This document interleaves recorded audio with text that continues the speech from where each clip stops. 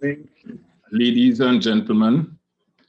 Good morning to our students and everyone in the virtual audience.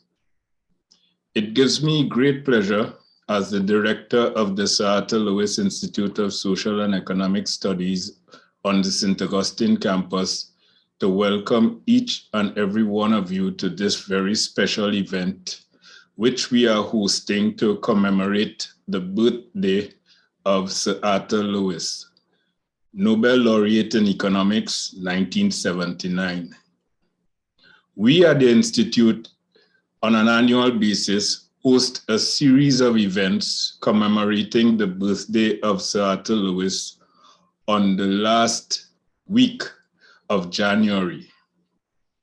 And our campus colleagues, our university colleagues on the Mona and Cave Hill campuses also participate and host events similar to the one we are hosting today. Normally, when we host these events, we have feature speakers, and these feature speakers are notably academics and scholars who speak and have specialized in the area of the work that Sir Arton Lewis has done on a scholarly basis. Today, we have taken a departure from that tradition, and we have decided that in the true interest of development studies, that we will target the next generation of development studies specialists and scholars. And it is with that in mind that we decided we will reach the schools and encourage the schools to think about the life and work and legacy of Sir Arton Lewis. So it is with that in mind that we targeted sixth formers in particular and developed the idea of a sixth formers webinar sponsored by SALISES. We had to move quickly, and we were able to attract 7 schools in Trinidad, in Tobago, and in St. Lucia to participate in our event. This is a very important event for several reasons, because what we are actually doing is encouraging our young persons who, and many of them have very well-polished minds already in terms of their capacity to think and analyze complex situations. We want to showcase that. We want to encourage them to demonstrate their capacity to engage in such a process. And we think these well-polished minds are the minds that will continue throughout their lifetime to embellish and illuminate our universe with respect to matters pertaining to development studies, given their trajectory at this particular point in time in their lives. We are particularly proud of the legacy of Sir Arton Lewis. And like Karl Marx, Thomas Malthus, and all of the other landmark scholars who are central to the studies of these CAPES level students, we think our Sir Arton Lewis is equal in that regard and should be studied and revered in much the same way as we study Karl Marx, Thomas Malthus, David Ricardo, among others. So just as you have in today's world, neo-Marxism, neo-Malthusian ideologies and perspectives, we also feel that in engaging our young people in the way we are doing today, that we can actually be developing a school of thought that will champion the notion of neo-Lewisian thought. What is important about today's proceedings, I would think, is that these presenters are the ones who in the 2030s, 2040s, 2050s, and even into the 2060s, more than 100 years after Lewis would have made his pronouncements and declared his scholarship, these are the actors who will be charting our development trajectories, notwithstanding the challenges they may encounter. And it is very important, I think, for them to at least be aware of the historical antecedents as they relate to development studies in Caribbean societies. What these antecedents have achieved, what they did not achieve, why they achieved what they achieved, and why they did not achieve what they did not achieve. And what perhaps are new remedies, novel remedies that can be pursued in keeping with the New World Order as it emerges. And the New World Order is more theirs than ours, because they are the ones who are going to be living that New World Order. And I think this is in the true essence of development studies and the interdisciplinary character of the work that Sir Arton Lewis did. And we encourage our young students, those who will present, those who will witness the presentations today, to come to terms with this interdisciplinary character and demonstrate this interdisciplinary character in their presentations. I have seen a few of the presentations, and what I have seen looks really good already. I think they have done their schools and they have done their country and their region proud. Kudos to those who have risen to the challenge and have come forth along with their teachers and mentors and principals and school administrators. We salute all of you. To complete today's proceedings, we do have 4 commentators, each with an interest in the work of Sir Arton Lewis, each being a development specialist in his or her own right. And each of these commentators will complete today's proceedings by commenting, expressing their views on the impact of Sir Arton Lewis's scholarship on their tenure as academics, as professionals. And they too would respond in many ways to some of the ideas that you would have expressed as young charges responsible for delivering your thoughts in this webinar. We are pleased to have all of you. And at this point, I'm particularly pleased to acknowledge the presence of the Dean of the Faculty of Social Sciences in the University of the West Indies, St. Augustine Campus, Dr. Akula Lewis Cameron, and also the University Director of Sir Arton Lewis Institute of Social and Economic Studies, Professor Aldre Henry Lee, who is based on the Mona campus of the university. We also want to salute and acknowledge all other distinguished persons who are part of today's celebration and presentations.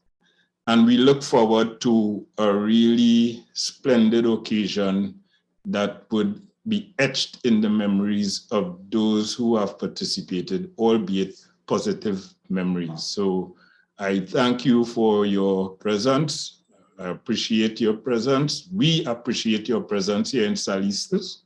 We welcome you to the University of the West Indies, St. Augustine, and do enjoy today's proceedings. Thank you very much. So as we proceed, I would like to invite Dr. Akula Lewis Cameron, who is the Dean of the Faculty of Social Sciences at the University of the West Indies in St. Augustine. She will bring greetings from the Faculty of Social Sciences, of which SALISES, the Sir Arton Lewis Institute, is a part. So I now invite Dr. Lewis Cameron to bring greetings. Thank you. Thank you very much, Dr. St. Bernard. And let me join you in welcoming each and every one of you to this special occasion. A special welcome to Professor Henry Lee and other colleagues from UWI. And of course, this event would not have been possible were it not for the presence and participation of the students across the various secondary schools. And so I want to begin, first of all, to thank you for taking up this challenge and for the quality of work that we have seen you put into this initiative. And so I bring greetings on behalf of the Faculty of Social Sciences as we commemorate the life and the scholarly work of Sir Arton Lewis. There is, I would say, immense value in remembering and reflecting on the contributions of those who have gone before us and who have made significant contributions to our progress as a region. So Winston Churchill said, "The further backward you can look, the further forward you are likely to see." And today, as we consider the past contributions of Sir Arton Lewis, let us take courage in these challenging times that we too, like Sir Lewis, can navigate the socioeconomic challenges of our time with grace and fortitude to leave an indelible mark on those who will come after us. I have to compliment and commend SALISES for the approach taken this year to engage our region's youth, to present on topics associated with the seminal studies of Sir Arton Lewis. For almost 2 years, all of us, we've endured drastic changes to our learning and development while being apart from peers and even family members. I trust that as you prepared your presentations, that you were encouraged by the journey of a man who originated from a dot on the map, which so many times they refer to the Caribbean islands as, and who developed academic prowess that allowed him to grace institutions such as Princeton University with his presence. He was able to achieve much at a tender age, despite his many challenges. One of the greatest challenges would have been losing his father at an early age, which for any young person usually has devastating effects. Additionally, as he ventured abroad to develop himself, he was able to push past the stigmas of the day attributed to his nationality and race and achieve world-renowned accolades. You may or may not have the same challenges today, but whatever your challenges are, accomplishments rivaling the likes of Sir Arton Lewis are still very possible for you to attain. I trust that your research fostered a passion for self-development and inspired the same love for Sir Arton Lewis, Sir Arton Lewis had for Caribbean development and progress.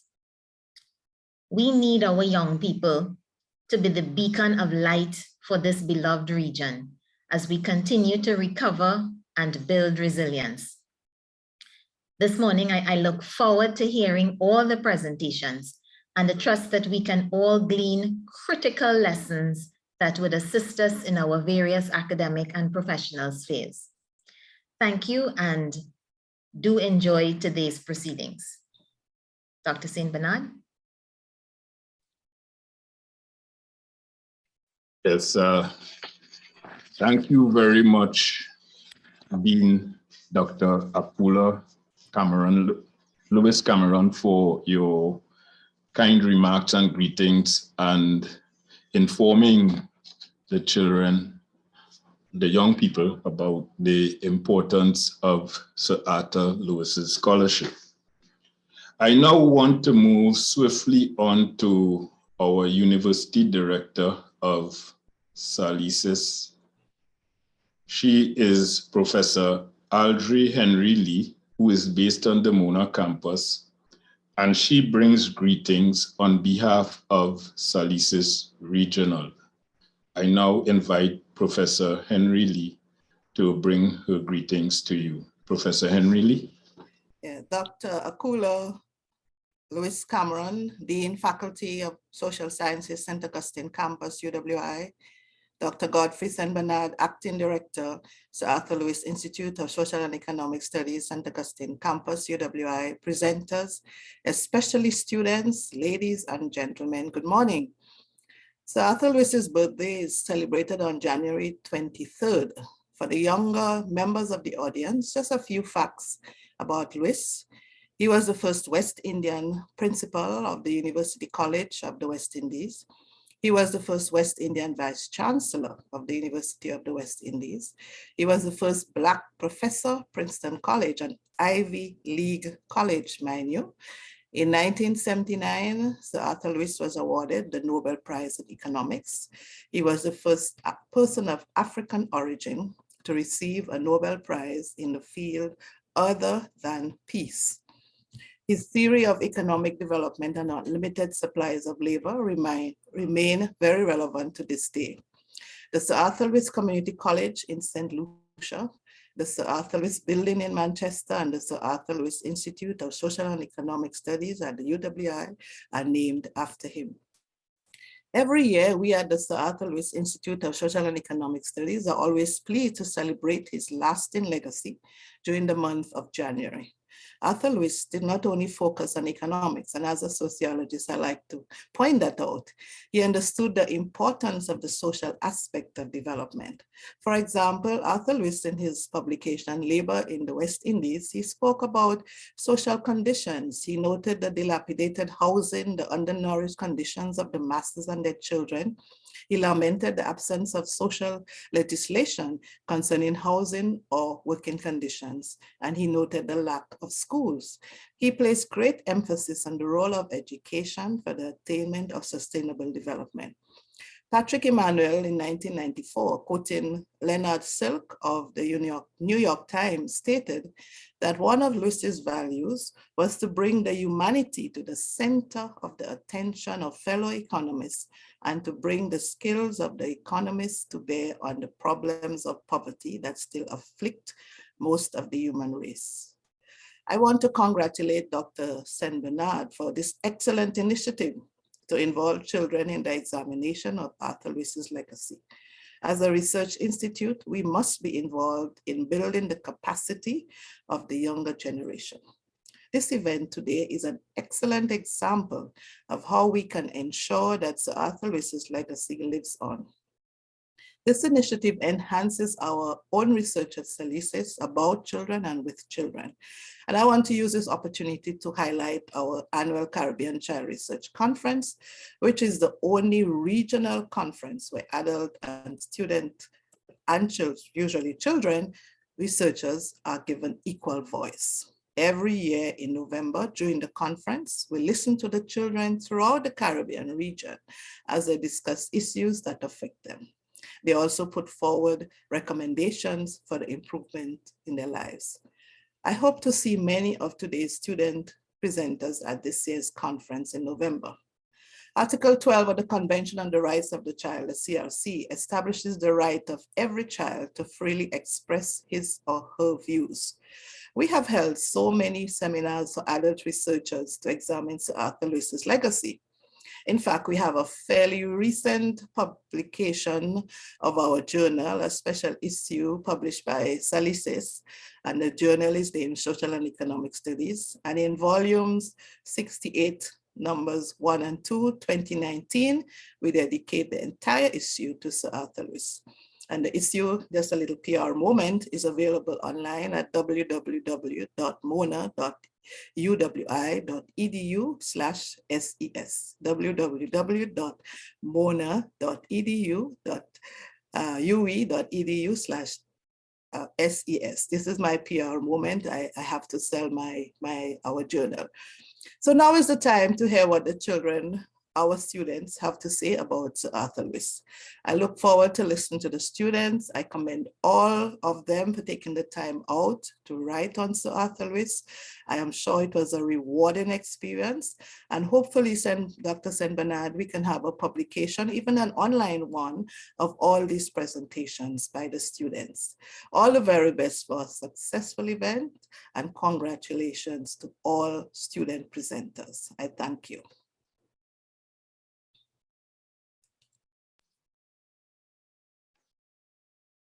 Thank you very much. Thank you very much, Professor Henry Lee, for bringing your greetings on behalf of SALISES Regional and for sharing the virtues of the legacy of Sir Arton Lewis and the importance of the Institute in extending and disseminating the value of such a legacy. So thank you very much. And we will move straight into the presentations by the sixth formers. We are happy that 7 schools made the decision that they will participate in today's proceedings.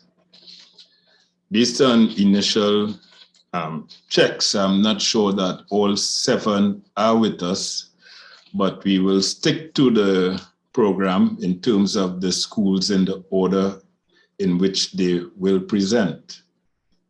Of course, we gave the school several topics to choose from, several themes that were relevant in the work of Sir Arton Lewis: regionalism, development planning, industrialization in the Caribbean, industrialization and unlimited supplies of labor, dual economies, regionalism, a whole range of other development issues around education, race, and class, and of course, the whole question of employment and unemployment were critical dimensions of his scholarship. The schools and the school teams in particular were encouraged to select one of these themes. And I am very pleased to say that many of them, from what I have seen and the enthusiasm they have displayed, many of them did rise to the clarion call and have delivered in superlative terms. So at this point, I would like to introduce the first school that will deliver its presentation. Some of these schools have several presenters. Some schools have just one presenter. So I presume as the school comes forth, the presenter can quickly announce the presenters who will actually be presenting and begin the presentation. Each school has approximately 10 minutes to complete its presentation. And I want at this point to invite the first school, Bishop Anstey High School, Port of Spain, to begin its presentation. Bishop Anstey, the floor is yours.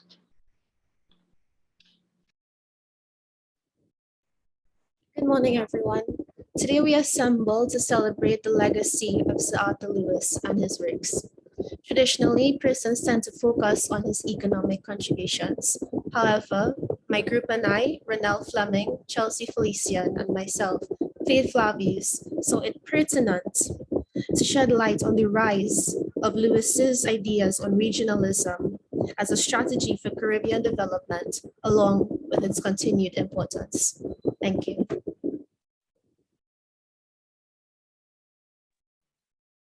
We will now begin the presentation. This is the theme of regionalism in the life and work of Sir Arton Lewis.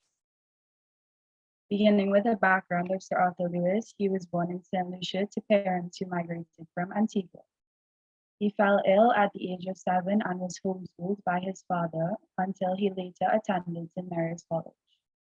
He graduated at the early age of 14. However, he had to delay his schooling until 1932, where he won the singular most competitive scholarship on the island at age 18. Later, from 1933 to 1937, he attended the London School of Economics, pursuing his Bachelor of Commerce degree. Next slide. Some of Lewis's major accomplishments include becoming the first in several different areas of his life. He also won the Nobel Memorial Prize in Economic Sciences, where he became known as one of the first Black men to win a Nobel Prize outside of the fields of peace and literature. He was also knighted by Her Majesty the Queen of England for his contributions to the Commonwealth. Next slide, please. Below are some of Arthur Lewis's well-known publications.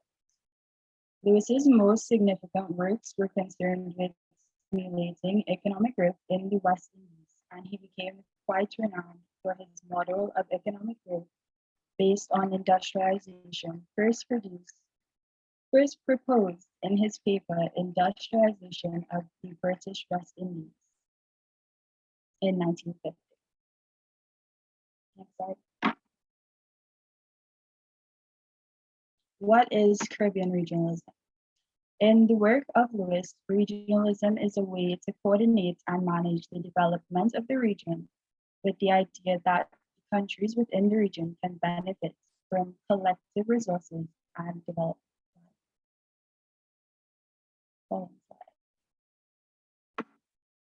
There is no doubt that Sir Arthur Lewis's own personal experiences played a tremendous role in shaping his exceedingly positive attitude towards regionalism, beginning with Lewis's family life. Seeing that he is a St. Lucian with Antiguan parents, it brought about his pan-Caribbean identity, having been born and raised within the region. His Caribbean identity further developed after his diaspora experience in England and the United States, as this is where Lewis was first faced with issues such as racism and discrimination, which led him to seek solace from metropolitan Caribbean communities who shared similar experiences with him. While in London, Lewis was also influenced by early radical social circles. Lewis's social circles in London consisted of radical Pan-African and anti-colonial thinkers. He became well acquainted with intellectuals and activists such as Sir Eric Williams and George Patton. They were all of the view that colonialism produced common problems throughout the developing world. This common experience called for the coming together of the colonized in order to forge the way forward. Lastly, social work in West Indian communities. This is where Lewis was very involved in the well-being of West Indians in England, as they had been experiencing difficulty. He invested a significant amount of his energy and time to create these centers that would provide them with education and opportunity.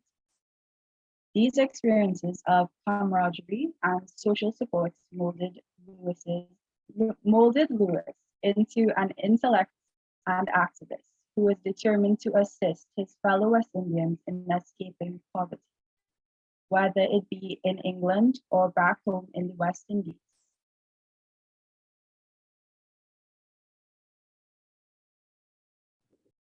While Lewis's personal life shaped his positive attitude towards regionalism, it is safe to say that he is indeed a man of his time, pun intended, as much of his work was greatly influenced by Caribbean events that happened during his lifetime.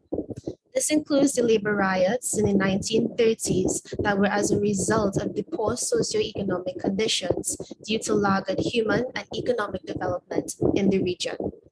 However, while this was happening, leaders of the region were also looking for a development strategy or model in order to move away from their dependency on their European counterparts.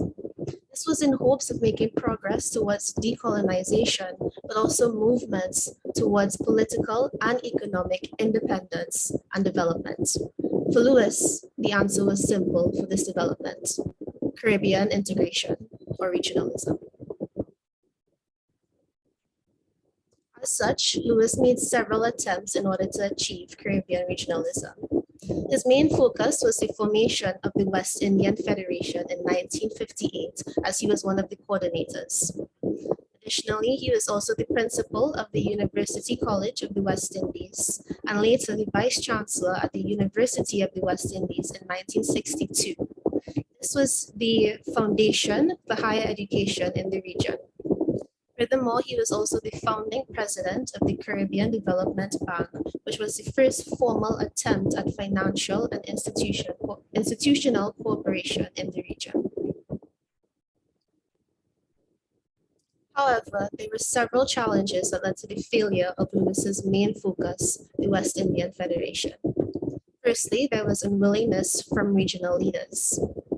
Many of the different countries could not agree on a common federal revenue to contribute to the Federation. Additionally, there were issues, particularly with Trinidad and Tobago, with free movement. Jamaica and Trinidad and Tobago also could not agree on where the headquarters would be located. Furthermore, there was also the unequal distribution of power. Differences in size, population, and level of natural resources contributed to many disputes. As noted by Beckles and Shepard in their book Freedoms 1, 7/8 of the Federation's population was made up by Trinidad and Tobago and Jamaica. As such, the smaller islands feared the twin giants, and the twin giants feared having to carry the weight of the smaller islands. This sentiment was popularly shared, particularly in Jamaica, where the opposition leader Alexander Bustamante convinced the population that they would have to carry the weight of the smaller islands. As such, the Jamaican population voted to no longer participate in the Federation, and their leader, Michael Manley, called a referendum and left the Federation. This led to Eric Williams' famous saying, 1 from 10 leaves 0, as he predicted that Jamaica leaving the Federation would lead to the catalyst of the failure of the West Indian Federation. Subsequently, Trinidad left, leaving 8 in agony and the dismantlement of the West Indian Federation.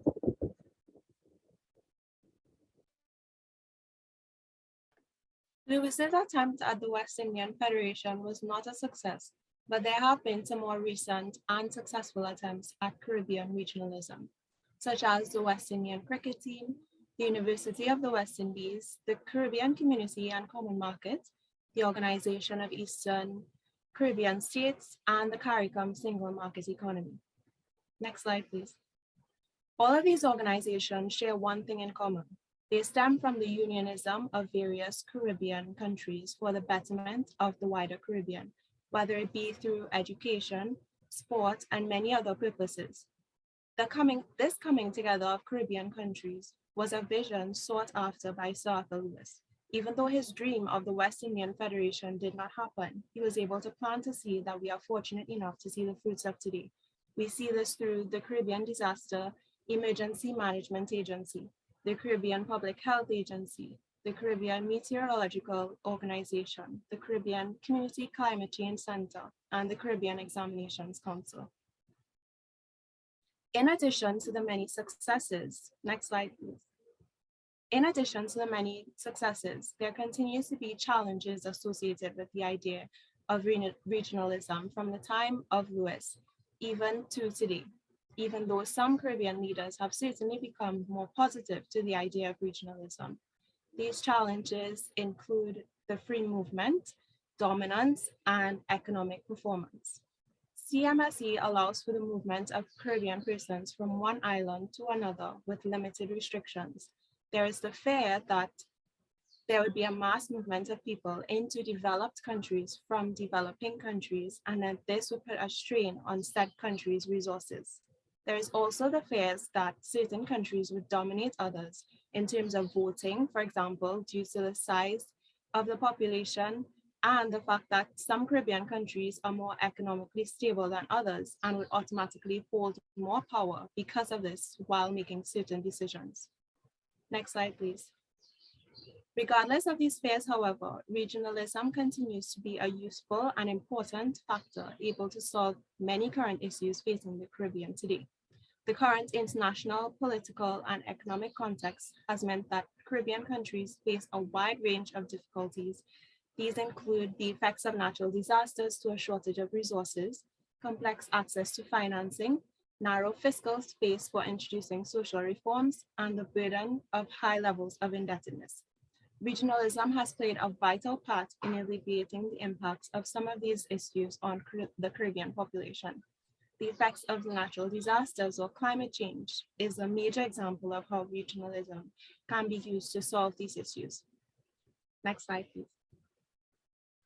Benefits that the CARICOM provided is a major example of how regionalism can be helped to improve climate change.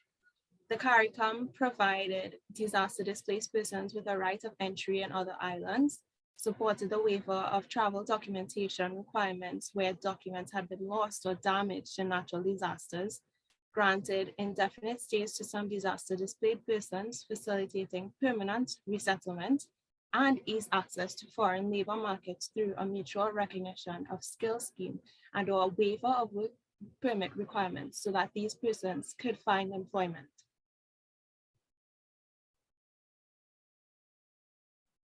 Final remarks.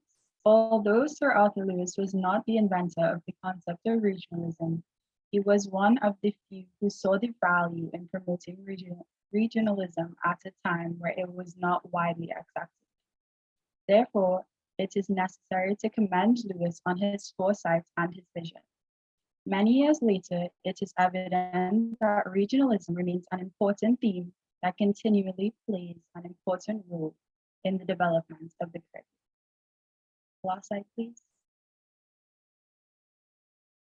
That being said, thank you for granting us this opportunity to share some insights into Arthur Lewis's life and work in relation to the theme of regionalism.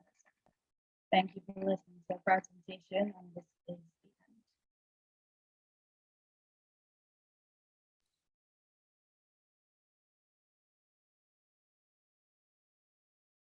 the end. Okay, thank you very much to the team from Bishop Anstey High School in Port of Spain.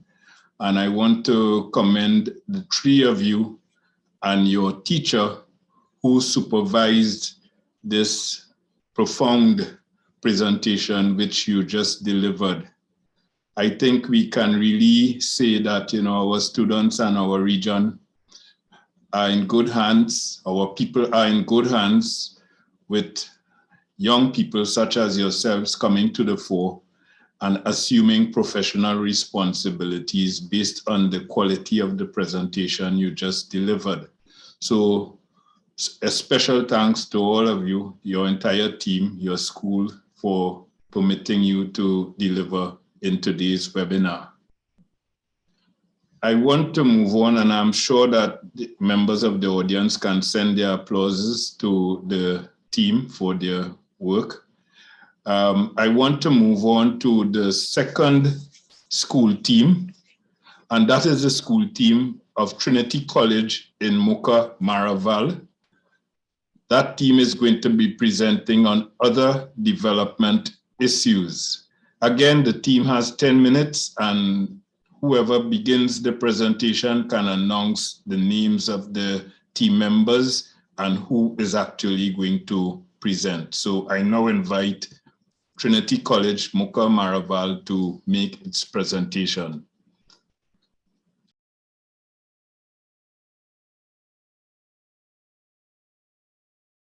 Good morning, everyone. On behalf of Trinity College, Mocca, I, Zane Adams, Josiah Farrell, and Vanessa Williams will be presenting on development issues. I'm trying to share my screen. Sorry, the computer is can you all hear me? Hello, good morning. Yes, I'm hearing you. We are hearing you clearly, yes. All right, great.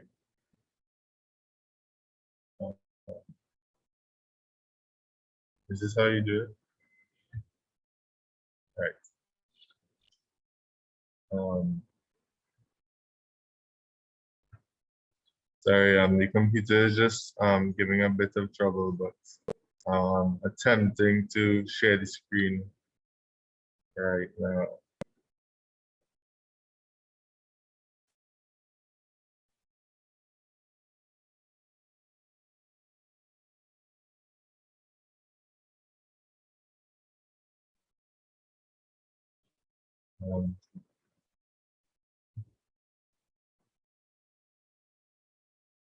You just leave.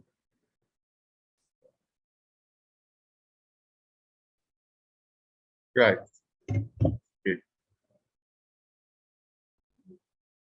Where do you go on? Yeah.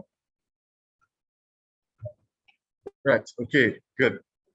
So we are presenting issues in development, and I will be starting off with crime. So to begin, in terms of crime, we have seen an increase in crime since the 1990s, and obviously this has a significant drawback to the development of the country. One of the main factors that can be addressed in attempting to deal with the steady increase in crime is the way our country has attempted to deal with this epidemic. Crime suppression was the primary response to crime in Trinidad and Tobago in the past, which only superficially fixes the issue, but never actually deals with the root cause of it. Crime prevention is now recognized as an indispensable component of any meaningful approach to dealing with crime, but there is still a long way to go before any significant integration is applied. More legislation supporting preventative measures need to be applied for real change to occur, rather than the law that has been developed or is in the process of being developed in an oppressive nature, focusing on increasing fines and criminalizing a broader range of behaviors. Right. Right now, I will be transferring the camera to Vanessa Williams, sorry, to discuss education in terms of development issues. Okay. Hi, good morning. I will be discussing education. So, there are a number of issues facing education in our country which negatively affect development. For starters, the way the education system is structured in terms of curriculum and syllabus, there seems to be a tendency to produce consumers rather than producers. This could stem from the encouragement of regurgitation and mindless assignments in place of free thought and autonomy in said education system. Naturally, this form of education, while it works for some, is completely irrelevant to many, hence failing a significant portion of the student population. As the society progresses, there seems to be a streamlining of the education system towards the sciences and away from the traditional vocational education. This leaves many students with no career choice unless they succeed in traditional academic circles. While unions do serve an essential role in society, there is often a never-ending conflict between the unions and the ministry. While positive outcomes do sometimes come from these disputes, there are also a number of these events where the student education is compromised. Education plays a quintessential role in the development of society. Major changes in the system need to be made in order to enact real change. Next, we have Josiah Farrell.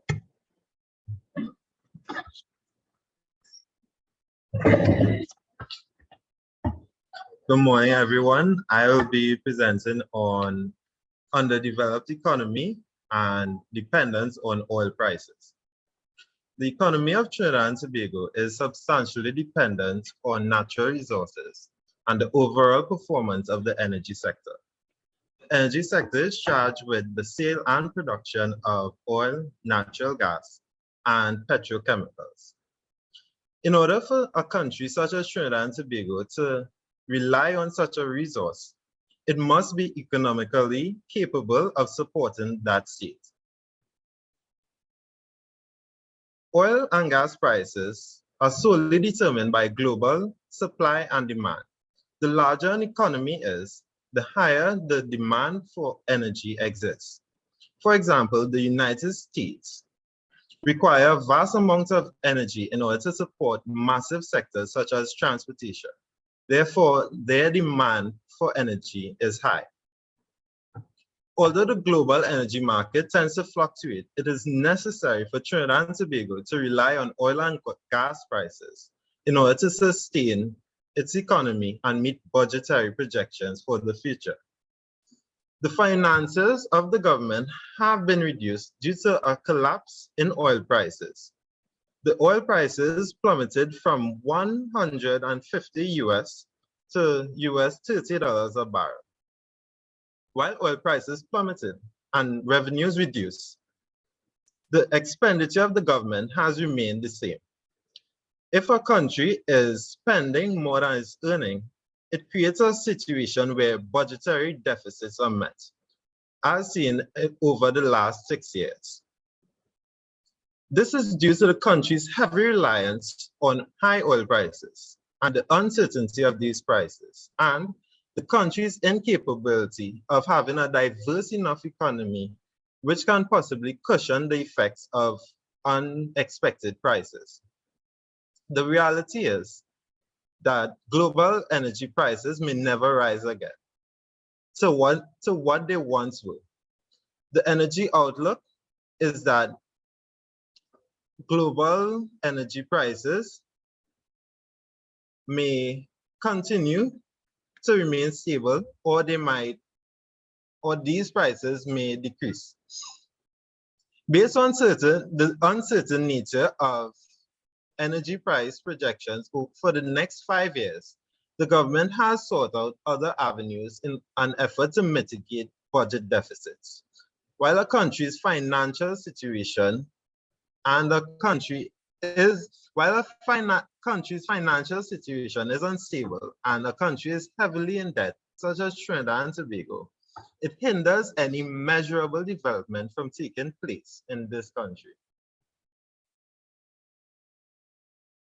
While we meet deficits, budget deficits, and these finances are absent, the oil prices create the low oil prices, and our dependence on these low oil prices create a situation where we are unable to, our financial allocations in sectors such as health, education, and national security are reduced, and state-owned entities and state-assisted entities receive less finances every year.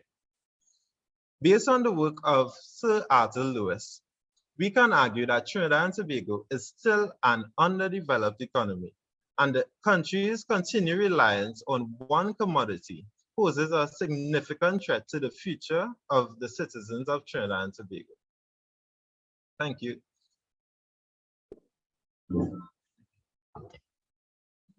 All right, thanks for that, Josiah. We will now be ending on a quote from Sir Arthur Lewis that we think encapsulates the message that we are trying to share. He said, when the developed grow fast, the developing grow fast. And when the developed slow down, the developing slow down. The subsistence level is only a conventional idea, and conventions change. Sir Arthur Lewis. All right, so we want to thank you for allowing us to present and allowing us to participate in this presentation. Thank you on behalf of Trinity College.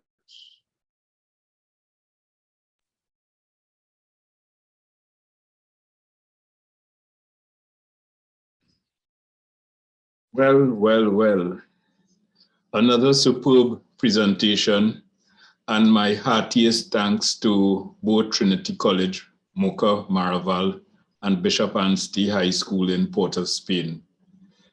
Those two presentations remind me of the glory days of West Indies cricket, when we had the opening pair of Gordon Greenwich and Desmond Haynes. Wonderful work, both schools.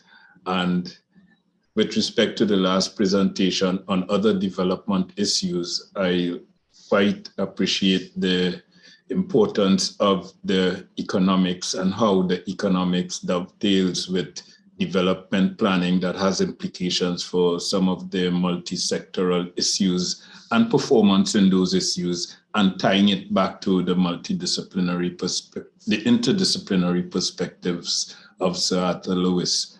So having said that, I want to move swiftly into our third school team, which hails from the beautiful island of Tobago, and we have Bishop's High School in Tobago that will begin this third presentation. Again, each team has 10 minutes. The first speaker can announce the names of the team members and who will be presenting. And I now invite Bishop's High School in Tobago to begin its presentation. Bishop's High School Tobago, the floor is yours. Thank you.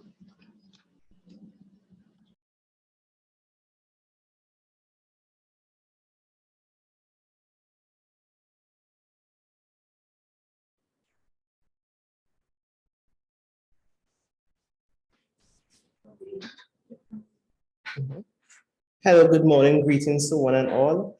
My name is Kyle Pierre, with me is Maya Tony, and my next group member is AJ Gordon.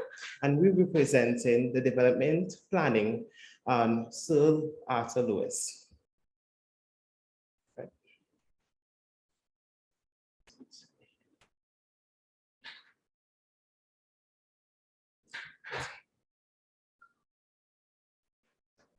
Firstly, we have our table of contents. So what we'll be discussing today in our presentation.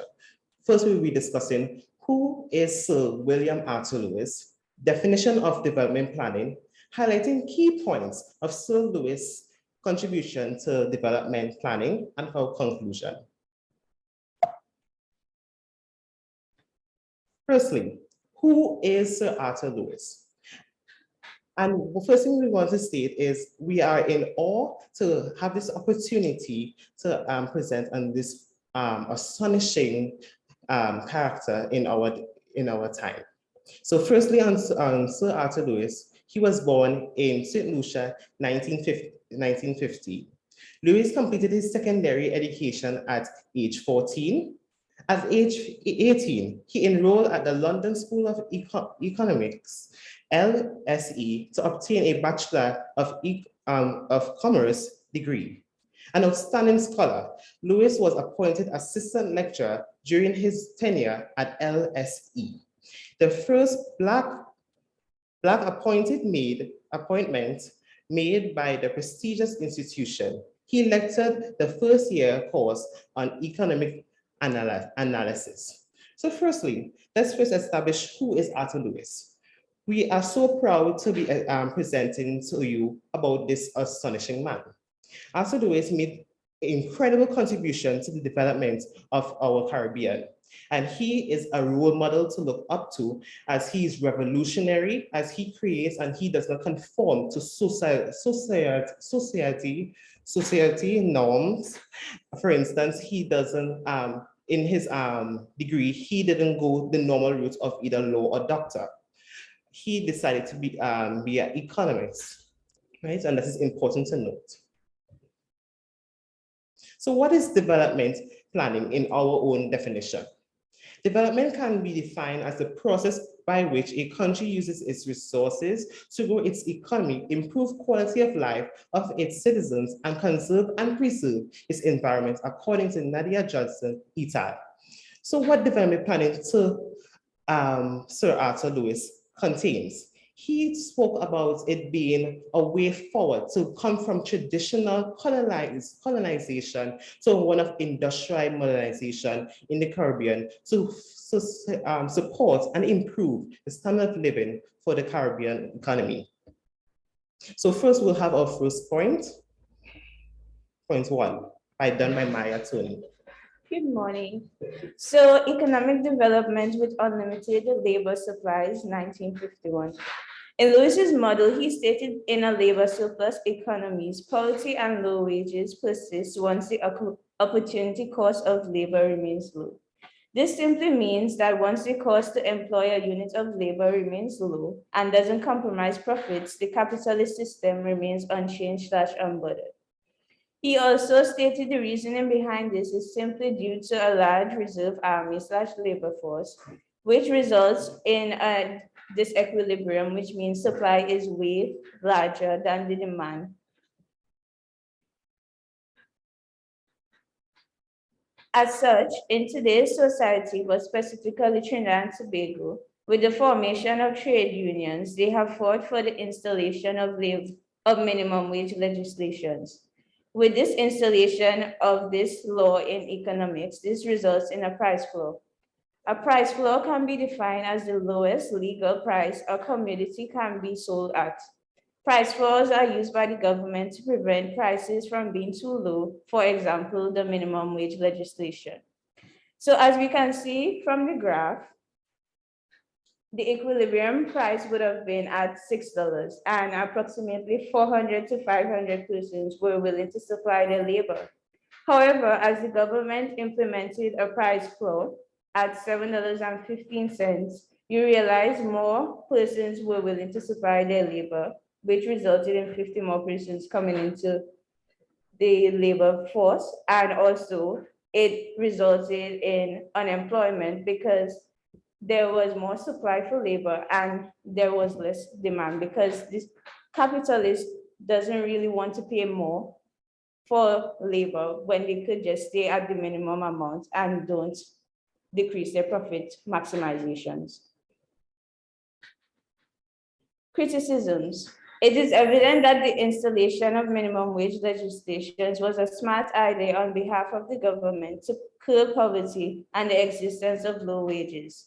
However, imposing a price floor on the capitalists can result in higher unemployment rates due to a rising opportunity cost to employ a unit of labor. As such, higher unemployment rates increases poverty. This is quite evident when analyzing the recent unemployment statistics of Trinidad and Tobago, which we will see on the next slide. So as we can see, it started in the year 2016 when unemployment was 3.21%, and then it went to 2017 where it increased by 0.09%, and in 2018 it increased by 0.10%, and it kept on going until 2020 where we saw a drastic change with unemployment being 6.74% in that year. And as such, one can see unemployment rates have consistently been on the rise in Trinidad and Tobago for the last 5 years. One may choose to say this is a result of the crash of the oil and gas industry, or even because of the global pandemic. But this unemployment rate had also decreased the country's gross domestic product from 27.27 in 2013 to 21.53 in 2020.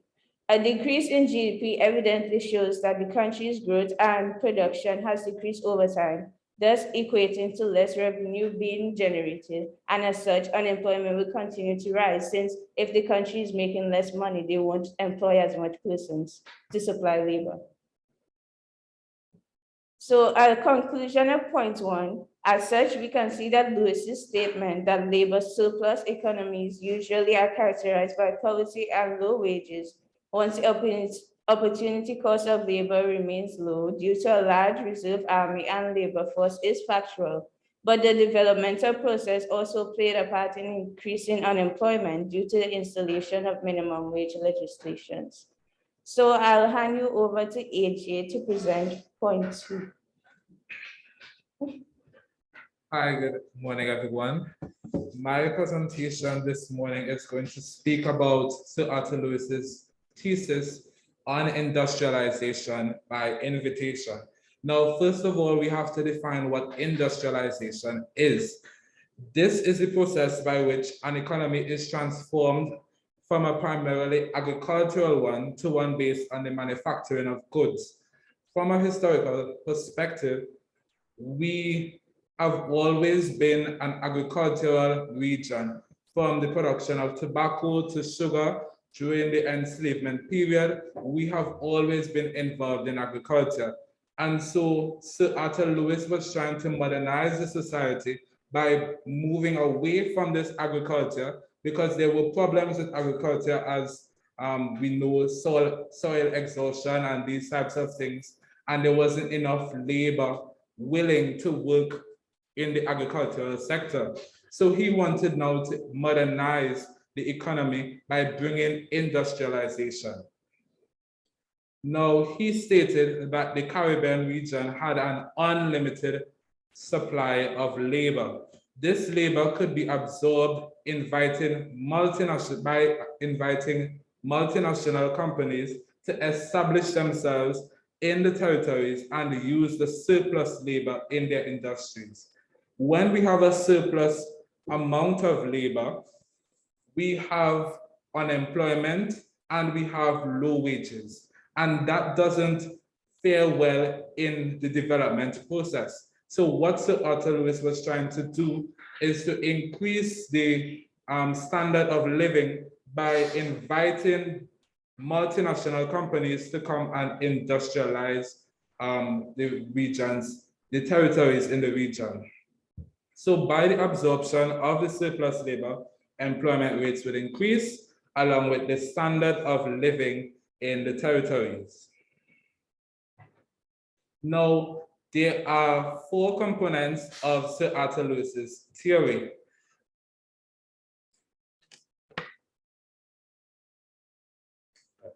The compounding of these factors are the coefficient of the theory of industrialization by invitation.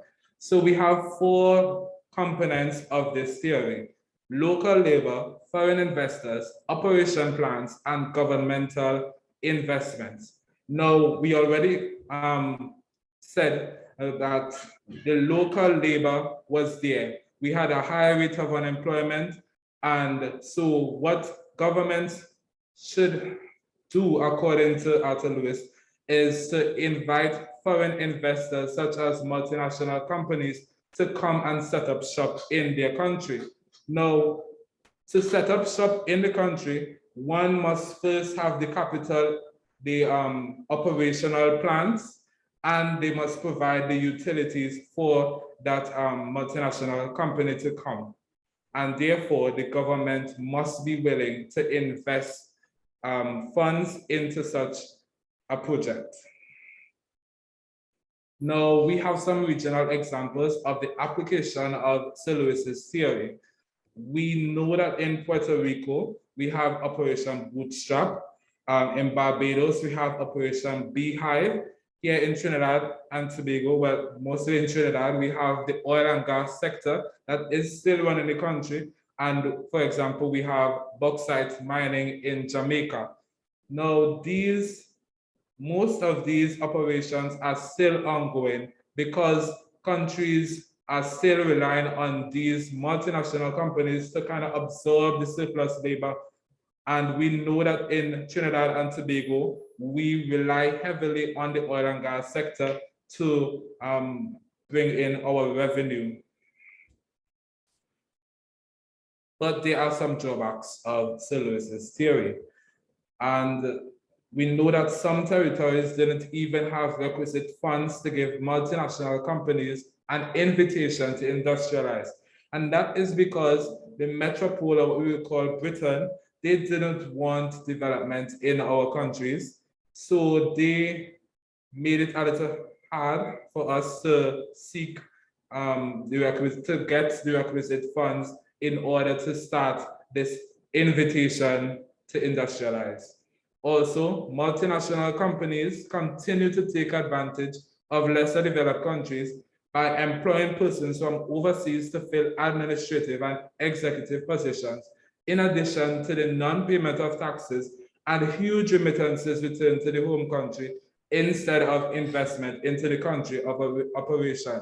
Also today, during the COVID-19 pandemic, we are seeing that the countries of origin, America and those European countries, since they are having a hard time, we would have a hard time because these multinational companies come from those more developed countries. So in conclusion,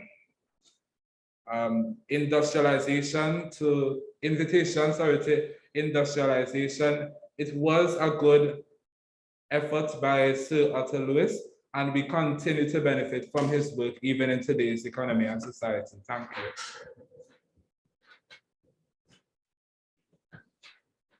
Point three. Point three talks about trade liberalization. Historically, development post-World War II for Caribbean has been small compared to core countries such as the United States. A pioneer that stood for such change was Sir Arton Lewis, who argued for the production of manufactured goods for domestic, regional, and metropolitan markets. The conceptualization of trade liberation was realized as it will foster the free movement of trading between Caribbean countries that are part of the CARICOM. Financial power was stressed consistently by Sir Arton Lewis as he understood the importance of industrialization as it poses significant advantages to the Caribbean. Trade liberalization just embodies the independence of the Caribbean, independence of the Caribbean's economy to stand on its own, to be somewhat semi-peripheral, meaning that they are somewhat developing in the economy, developing in the resources, developing in how their citizens are getting knowledge. For instance, colleges coming to the Caribbean, right, to kind of immerse the knowledge to the citizens. Also, liberalization of women. According to Cook 2002, one of the main roles of education has been to maintain gender inequality. Historically, within schools, girls are socialized to accept subordinate roles and patriarchal ideologies. The socialization of gender roles in the subjects being taught to girls that are to play as the caregiver role, while boys are to play the breadwinner role. Sir Arton Lewis appreciates education as the way to true development of the region. Therefore, women and men being permitted to equal educational opportunities will enhance the development. Today, boys and girls have equal access to the same subjects. Many girls are now the STEM of these institutions, right? So Sir Arton Lewis, he subscribed to the view that women are supposed to be liberated from the home, the confinement of patriarchal ideologies of just being the caregiver, just being minority in society. He applied this view because it adds an extra level of labor force for the Caribbean to further enhance it by getting double labor force. In conclusion, Sir Arton Lewis has made tremendous input to the development of the Caribbean by enlightening persons through his extensive studies on improving the economy. Additionally, lowering unemployment and eradicating poverty was of paramount importance of Sir William Arthur Lewis. And I now leave you a quote by Sir Arthur Lewis as it embodies his perception of development. When the developed grow fast, the developing grow fast. And when the developed slow down, the developing slow down. That is the end of our presentation. Thank you for listening.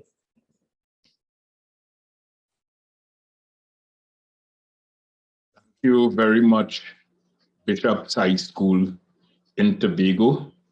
Excellent presentation on development planning, certainly bringing out some of the key thematic focal points of Sir Arthur Lewis's scholarship, and doing so with rich economic theory, and also creating that link to development planning, albeit with a critical lens. And I do appreciate, and we do appreciate, the critical lens that was brought to bear upon your presentation. So wonderful work from the three schools we have heard from so far. And we move swiftly on to Holy Faith Convent Penal. I hope Holy Faith Convent is here. If they are here, someone can immediately announce its presence. Yes, Holy Faith Convent is here. Thank you very much. We appreciate that. And we will move swiftly now to Holy Faith Convent Penal, which is going to present to us another presentation treating with development planning. So Holy Faith Convent, the floor is yours. Please begin.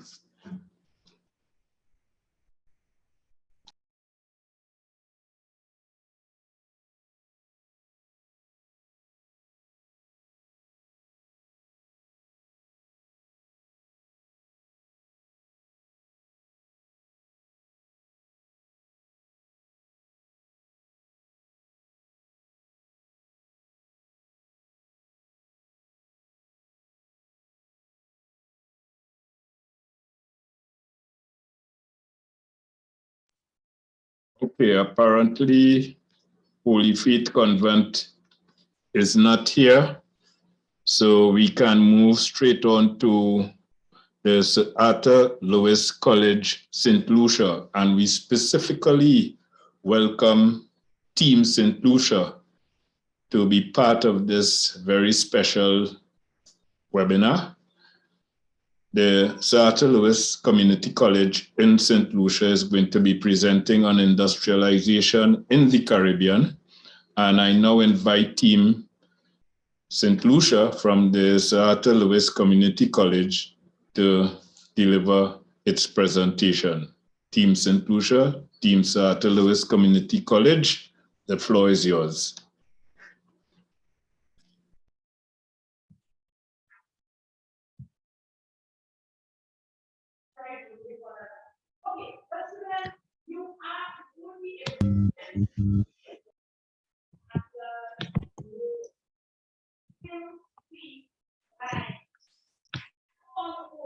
Good morning. My name is Jelani Justin. My name is Kiana Justin.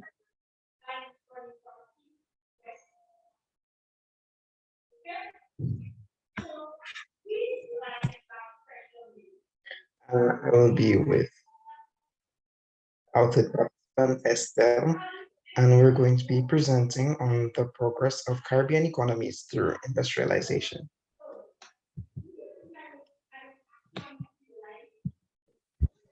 Here's what we're going to be reading to you. Who is Arton Lewis? What is industrialization? The story behind it, the techniques, the relevance, and a peek of the reflection. Who is Sir Arton Lewis? Sir Arton Lewis was an economist famous for his work in developmental economics. His best-known work is the dual sector model of developmental economics, which is also known as the Lewis model. Lewis spent his professional life trying to improve a lot of former colonies as they struggled into independence and viability. He was a towering influence on his generation. His model was created with the aim to maintain the economy as overpopulation became a problem and consequently, wages, production, and prices were low.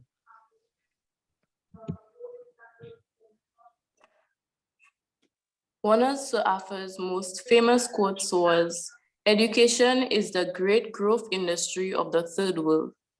It means that the third world countries can improve their condition only by providing proper education for the masses. Education is the first step towards a better and developed nation.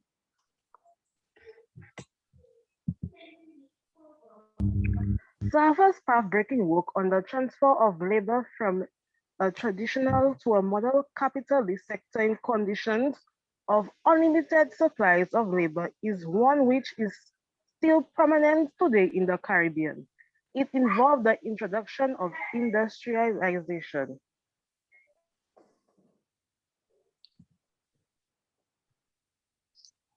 Industrialization in the Caribbean.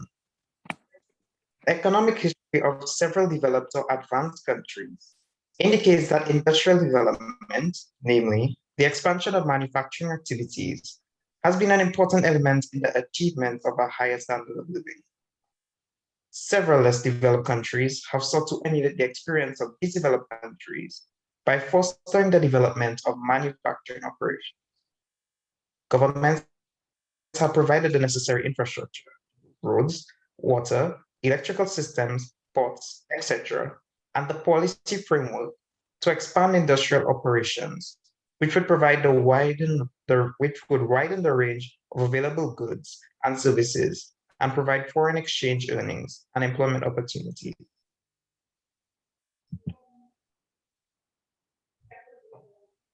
The crux of the argument against industrial development in the region was that Caribbean countries would lack the raw materials such as coal, iron, etc., the capital and the industrial skills to undertake full-fledged industrial activity in the Caribbean.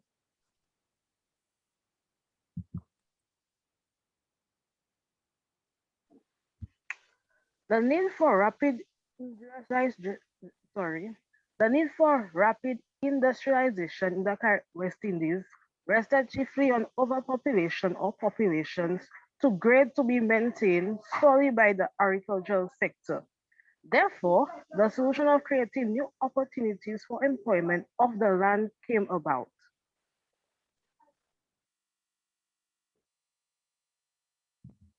Lewis proposed a dual track approach, a small but expanding industrial sector paying modest wages and a large agricultural sector paying subsistence wages. By keeping wages constant, the industrial sector would grow, surpluses would be reinvested, and excess labor would be soaked up from the agricultural sector. Slowly living and economic standards would rise, and both employment and food needs of growing populations.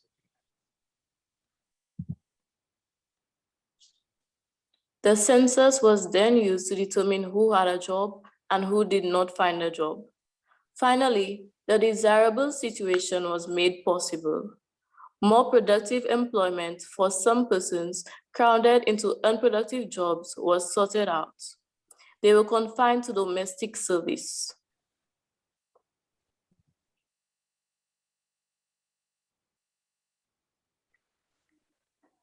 The agricultural and the industrialization resolutions thus reinforce each other, and neither can go far unless the other is occurring at the same time. They were forced to trade food for manufactures. If a country is rich in natural resources relative to its population, it can hope to be self-sufficient. But if it is poor in natural resources, it can only get all the food and raw materials it needs by exporting its labor in the form of manufactures. The West Indies is poor in natural resources.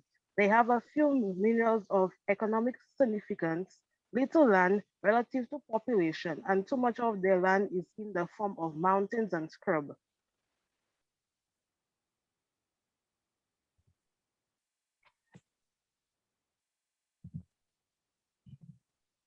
Relevance.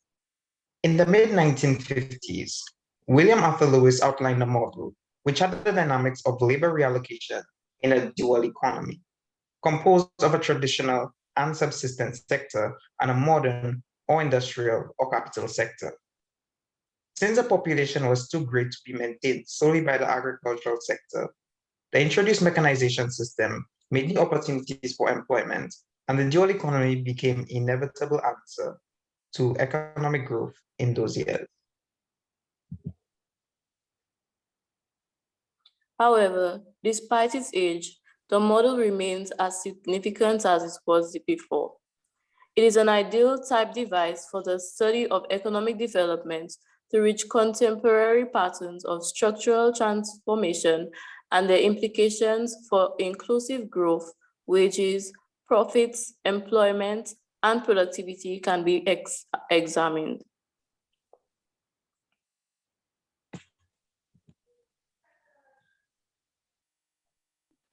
Here is a peek of our reflection. Lewis envisaged industrialization as a process requiring the simultaneous development of agriculture and industry.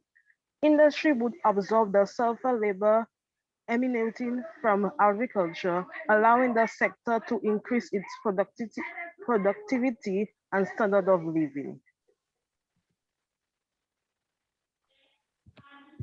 Countries still invite investment by wooing, then by giving them subsidies and more. For example, St. Lucia's Prime Minister or ministers still invite investors to our country to get the knowledge of marketing. To further regional integration, our country went from Organization of Caribbean Community and Common Market, also known as CARICOM, to Caribbean Single Market and Economy, which is now CSME. To date, the population has been increased and the poverty rate has fallen by 47 million since 1990. As a result, some countries still use the model to improve the economy, while some others do not see fit to use it for economic development. Thank you. Thank you for listening to our presentation. We hope that it was very informative and to hear about one of our pioneering Caribbean economists who had an instrumental role in developing the Caribbean and our common market.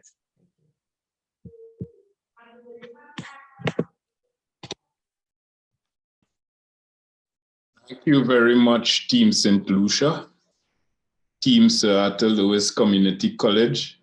Again, a very inspiring presentation and much in the vein of the presentation that preceded it from Bishop's High School in Tobago, bringing out some of the key thematic focal points in the scholarly works of Sir Arton Lewis, and again, tying it into issues of development planning and other realms of multi-sectoral, interdisciplinary perspectives that draw on the scholarship of Sir Arton Lewis. Again, we did enjoy your presentation and it was very informative. So we have had a very good batting lineup so far, much in the vein of the glory days of West Indies cricket. Desmond Haynes, Gordon Greenidge, Viv Richards, and of course, Lawrence Rowe. So we continue and let's see.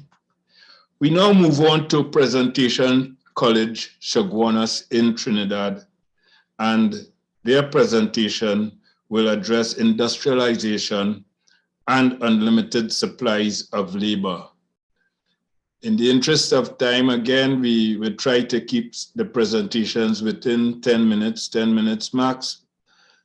And again, presentation, if you are here, you can begin your presentation first by announcing your team and who will be presenting. So the floor is now yours, Presentation College Chaguanas.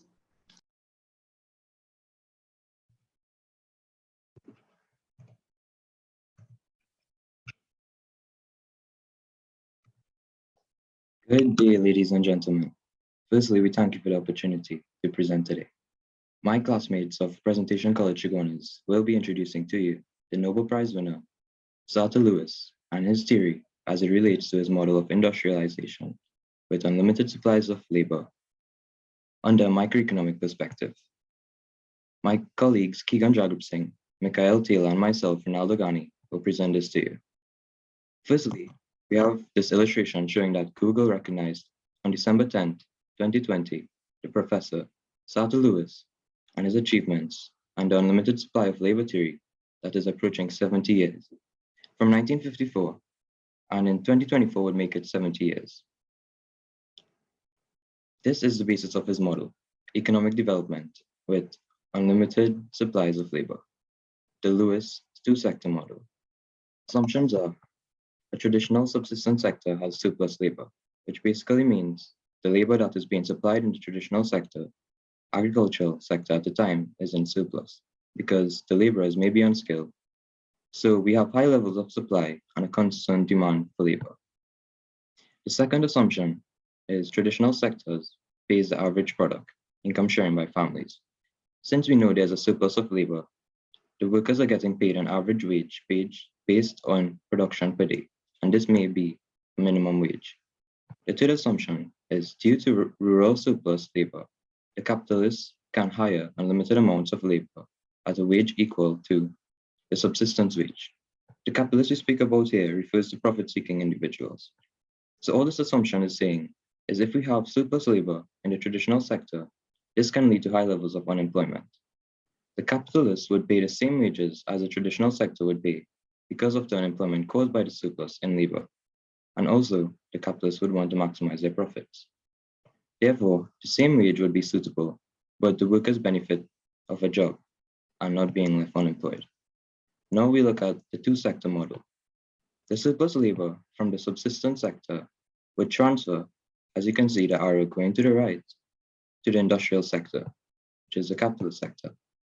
Therefore, the modern sector could provide jobs for these surplus laborers.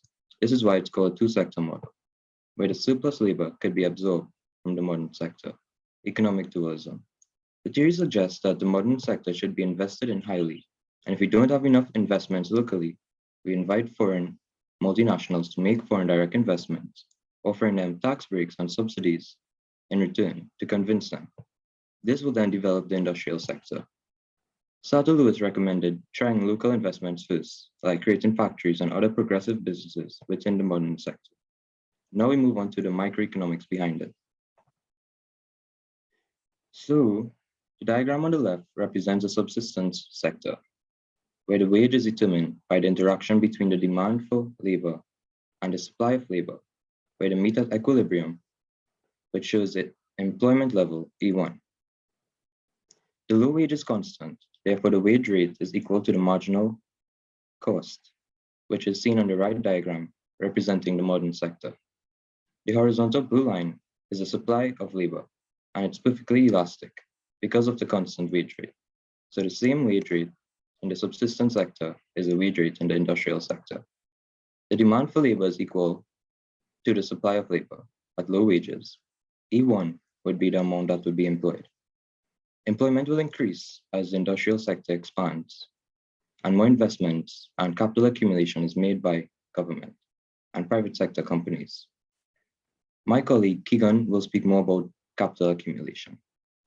When there is more expansion in that sector, the demand for labor increases. Therefore, more job opportunities are there on the market, and now we have E2. And it will continue this trend and absorb the surplus labor until there is no more surplus labor. So the advantage from this theory would be low-cost surplus labor that can be shifted from the subsistence sector to the industrial sector, when more investments are made by government, private sector, and foreign multinationals, and this will in turn allow the demand for labor to increase until the surplus of labor in the subsistence sector is no more.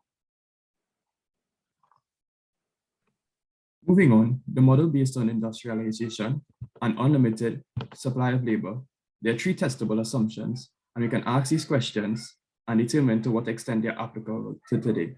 Wages, is it kept at a constant level? Technical knowledge, is it always good for the economy? And savings, is it major and necessary to growth determinants?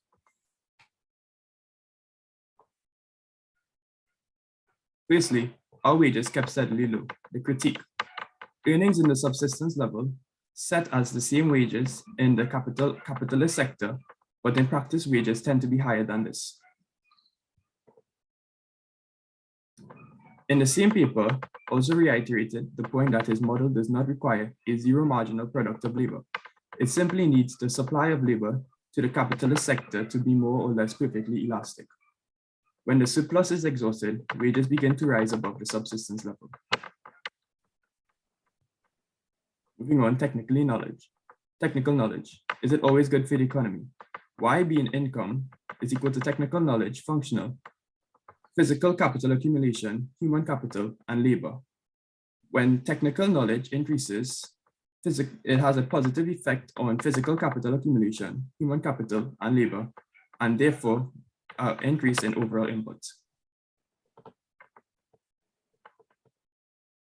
The importance of savings to expand to industrialization and development.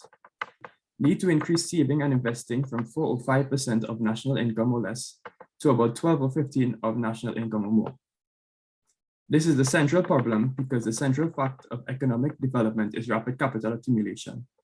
And the reason why savings are low in an undeveloped economy relatively to national income is not that people are poor, but that capitalist profits, although relatively to national income. As the capitalist sector expands, profits grow relatively and increase proportion to national income reinvested.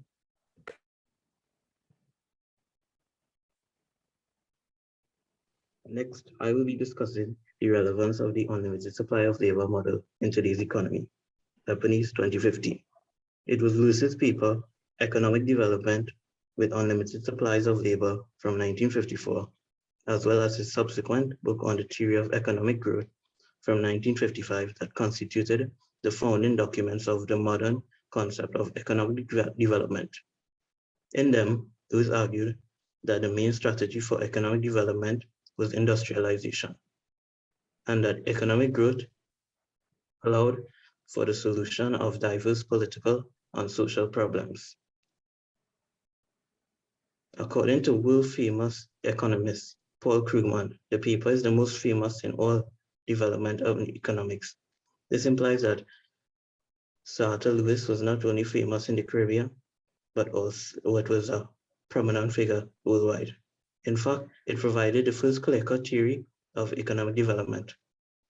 Unlimited supply of labor suggested that a seeming disadvantage of less developed societies, the presence of a large number of unskilled workers in the agricultural sector could become an advantage if this very same unskilled, largely redundant agrarian workforce were put to work in an expanding industrial sector. Paul Krugman dealt on the issue of why certain economic ideas come to be accepted while others do not. He wrote, "To be taken seriously, an idea has to be something that you can model."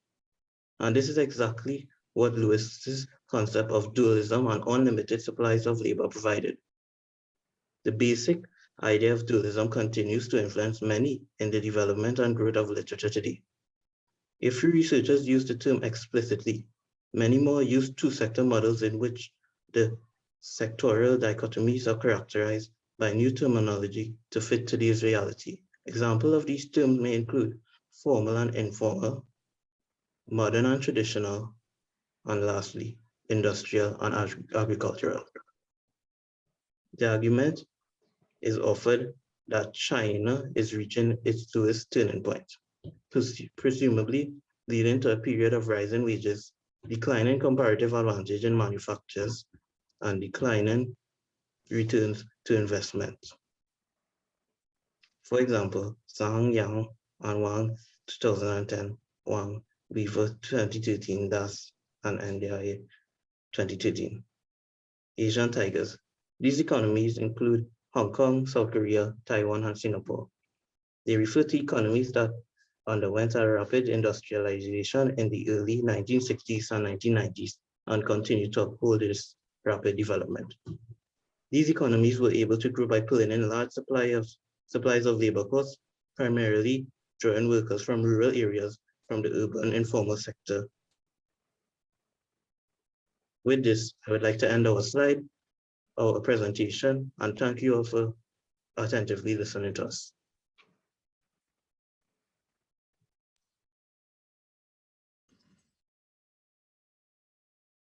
Thank you very much, Presentation College Chaguanas, for that very insightful presentation.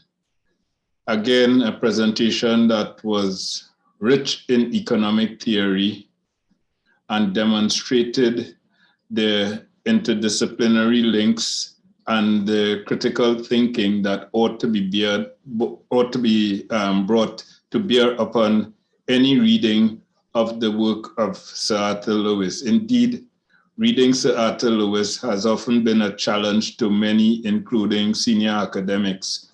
And I am convinced, based on your display today, that it has been a task for you, but a task that was really rewarding, and you have demonstrated in so many ways your grasp of the essential features of the literature associated with the scholarly works of Sir Arton Lewis. So Presentation College Chaguanas, many thanks for yet another great presentation coming from all of the schools that have presented so far.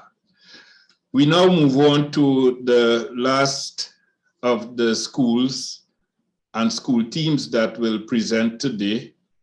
And that school will be Saraswati Girls Hindu College that hails from Karani in Trinidad. So I would like to ask Saraswati Girls Hindu College and the team to commence their presentation. And of course, the speaker will announce the team as well as the presenters who will be making the presentation on behalf of the team. Saraswati Girls Hindu College, the floor is yours.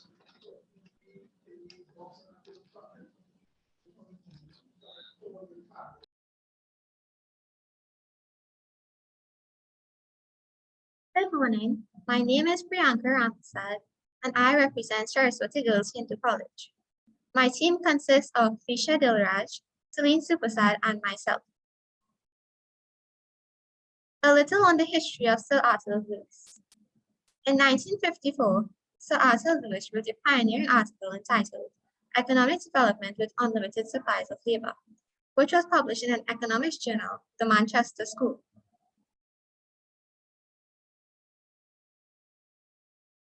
This model gained popularity as the dual economy model, or the Lewis model. The model was written based on classical views, as he felt other views did not adequately shed light on problems hindering the development of labor surplus economies. The main assumption underlying the model is that the existence of two economic sectors, each with the following features. Sector 1, the traditional sector. The traditional sector is labor intensive with limited or no use of capital. In this sector, workers are paid a wage based on output per worker. Low levels of productivity. This means low wages were paid to workers. Surplus of labor exists, such that each additional worker employed will add nothing to total output, meaning marginal product is zero. Therefore, a movement of workers out from this sector will leave total output in the sector unchanged. Sector 2, the modern sector. The modern sector is capable of absorbing surplus labor from the traditional sector. It offers at least a 30% higher wage rate than the traditional sector, which was fixed. Greater use of capital, which increased labor productivity and the marginal product of each worker employed. In this sector, more profits were made, a proportion of which was saved and reinvested, thus increasing the capital stock. The workings of the Lewis model of dual economy. Surplus workers move from the traditional sector to the modern sector due to higher wages. In the modern sector, workers become more productive due to greater access to capital and output, and profits rise. This means that more is saved and reinvested. Growth strategy. How can both sectors coexist and benefit each other? Linkages between sectors. If the modern sector, example food processing, requires raw materials from the traditional sector, example agriculture, growth in the modern sector should encourage growth in the traditional sector. Pool of skilled resources, pool of skilled workers. As the modern sector expands and attracts workers from agriculture, it would create a pool of skilled persons who are not prevented from transferring their modern techniques and knowledge to the agricultural sector, allowing it to also grow and develop. Redistribution of tax revenue. Lewis suggested that the increase in tax revenues from a growing modern sector can be redistributed to provide assistance, example subsidy to persons in the traditional sector.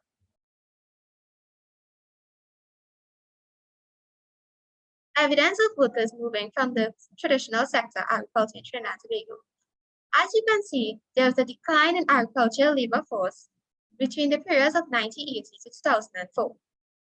There was also a decline in rural population between the periods of 1980 to 2004. Challenges. Challenges occurred due to the movement of economic labor. Wages may rise in the modern sector. This means that the gap between the high income earners in the modern sector and low income earners in the traditional sector results in inequalities. Secondly, profits may also be reinvested. This is because several other factors can reduce savings and hence investment. Example, high price capital goods and pessimistic business expectations. Foreign-owned businesses might repatriate profits abroad. Mismatch of skills. It is not always easy for workers in the traditional sector to move to the modern sector because they may not possess the education and technical skills required. And lastly, output in the traditional sector may fall.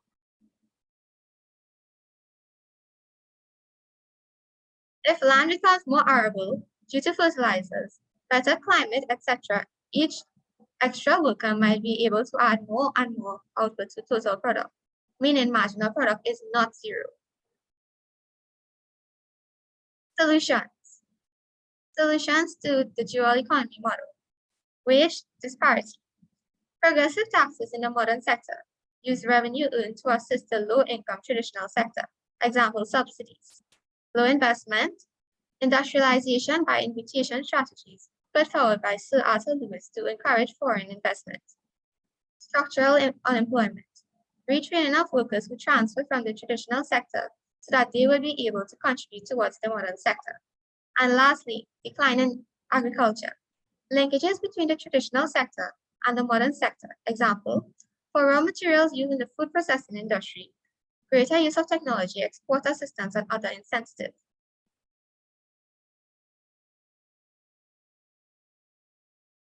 As I conclude this presentation, I'd like to thank you all on behalf of Saraswati Girls Hindu College for the opportunity to be here today.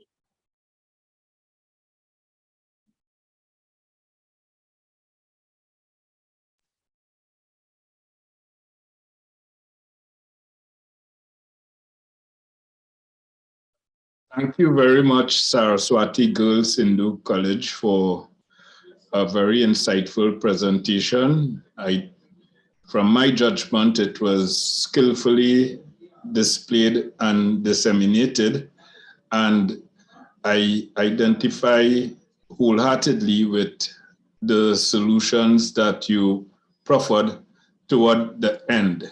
So at this point, I can say that we have heard from the school teams, and I am sure that so far the virtual audience is well pleased with the presentations that have been presented thus far and can signal such pleasure by giving a virtual round of applause to all of the schools that have presented this morning. Wonderful presentations, and I can see that the minds of our young people are well polished and poised to illuminate scholarship and practice as we move into the 2020s, 2030s, 2040s, and 2050s, more than 100 years after the writings of Sir Arton Lewis emerged.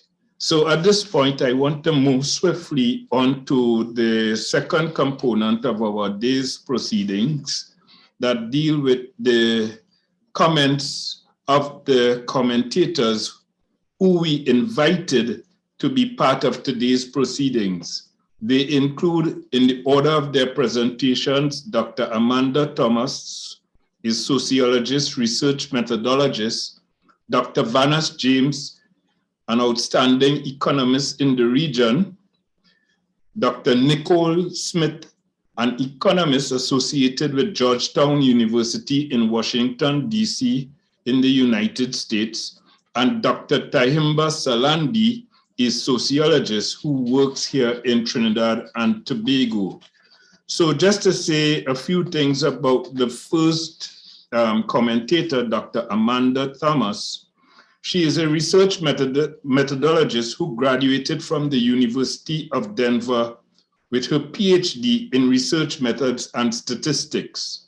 She is the recipient of several institutional research awards for her publications, presentations, and collaborative research projects. Her interests include transformatory transformatory educational praxis, and theoretical and applied qualitative, quantitative, and mixed and evaluation research methods. I now invite Dr. Thomas to begin her commentary. Dr. Thomas, the floor is yours. Hello, happy hello, everyone. It really is inspirational to be here and to witness the next generation of scholars give their contributions, not only on the original articulation of Sir Arthur Lewis's work, but also how these original articulations align with contemporary issues. So without further ado, my contribution to this webinar, I'm not intending to critique, defend, elaborate, or refine on Sir Arthur Lewis's work or the content that was presented. Because this webinar is focused on centering youth or Generation Z, as that's your psychometric profile. I focus on the man and looking at the personal and contextual formative elements that made him who he was. And one of the things they talk about your generation, Gen Z, is you like to center yourselves in most of the things that you participate in, like what's the so what? How does this relate to me and my future? So in revisiting some of Sir William Arthur Lewis's work, there are three themes that came out for me. So the first theme, which would be relevant to you all, or everyone. One, self-determination and identity development, the importance of self-determination and identity development. Two, sources of inspiration. And three, defiance and innovation, that there's a linkage between some measure of defiance against convention and innovation. So the first one, self-determination and identity development, has to do with the freedom to know who you are and how you see yourself. Now that is something that transcends time and space. I know we are all connected to institutions and families and communities, but at the end of it all, self-determination has to do with knowing who you are and being able to order your life, your aspirations, the things that are important to you based on knowing who you are and how you see yourself. So I want to ask this should be interactive. I want to ask you something. So what are some of the expectations which has been imposed on you as youth within your school settings, within your families, etc., that absolutely has nothing to do with how you see yourself? So let me give you an example. Every time my body enters a space, I am being evaluated on my sex, I am female. 2, my age, I'm relatively young. 3, my race, I identify as Black Caribbean or African Caribbean, and I am dark-skinned. There's that colorism element. And based on these elements, persons tend to judge me and expect that I will live up to their expectations. Imagine Sir William Arthur Lewis heading into these spaces, Princeton and London School of Economics, with a background like his, coming from very humble beginnings, from the third world or developing world, having an accent. And the fact that he was able to transcend some of the expectations that was, I'm sure, imposed on him is what enabled him to be the innovator that he is today. Would anyone want to share like some of the expectations that are imposed on you, on your body, who you are when you enter spaces, and how that probably affects your self-determination or self-determination process? Anyone?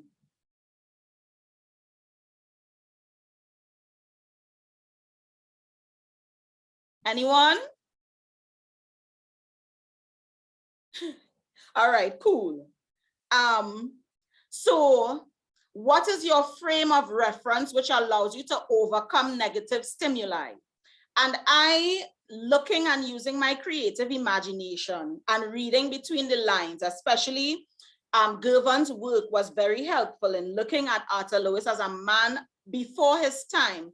I am sure that having a strong sense of self-determination and identity development allowed him to overcome the negative stimuli that was directed at him to become who he was. And the second point, sources of inspiration.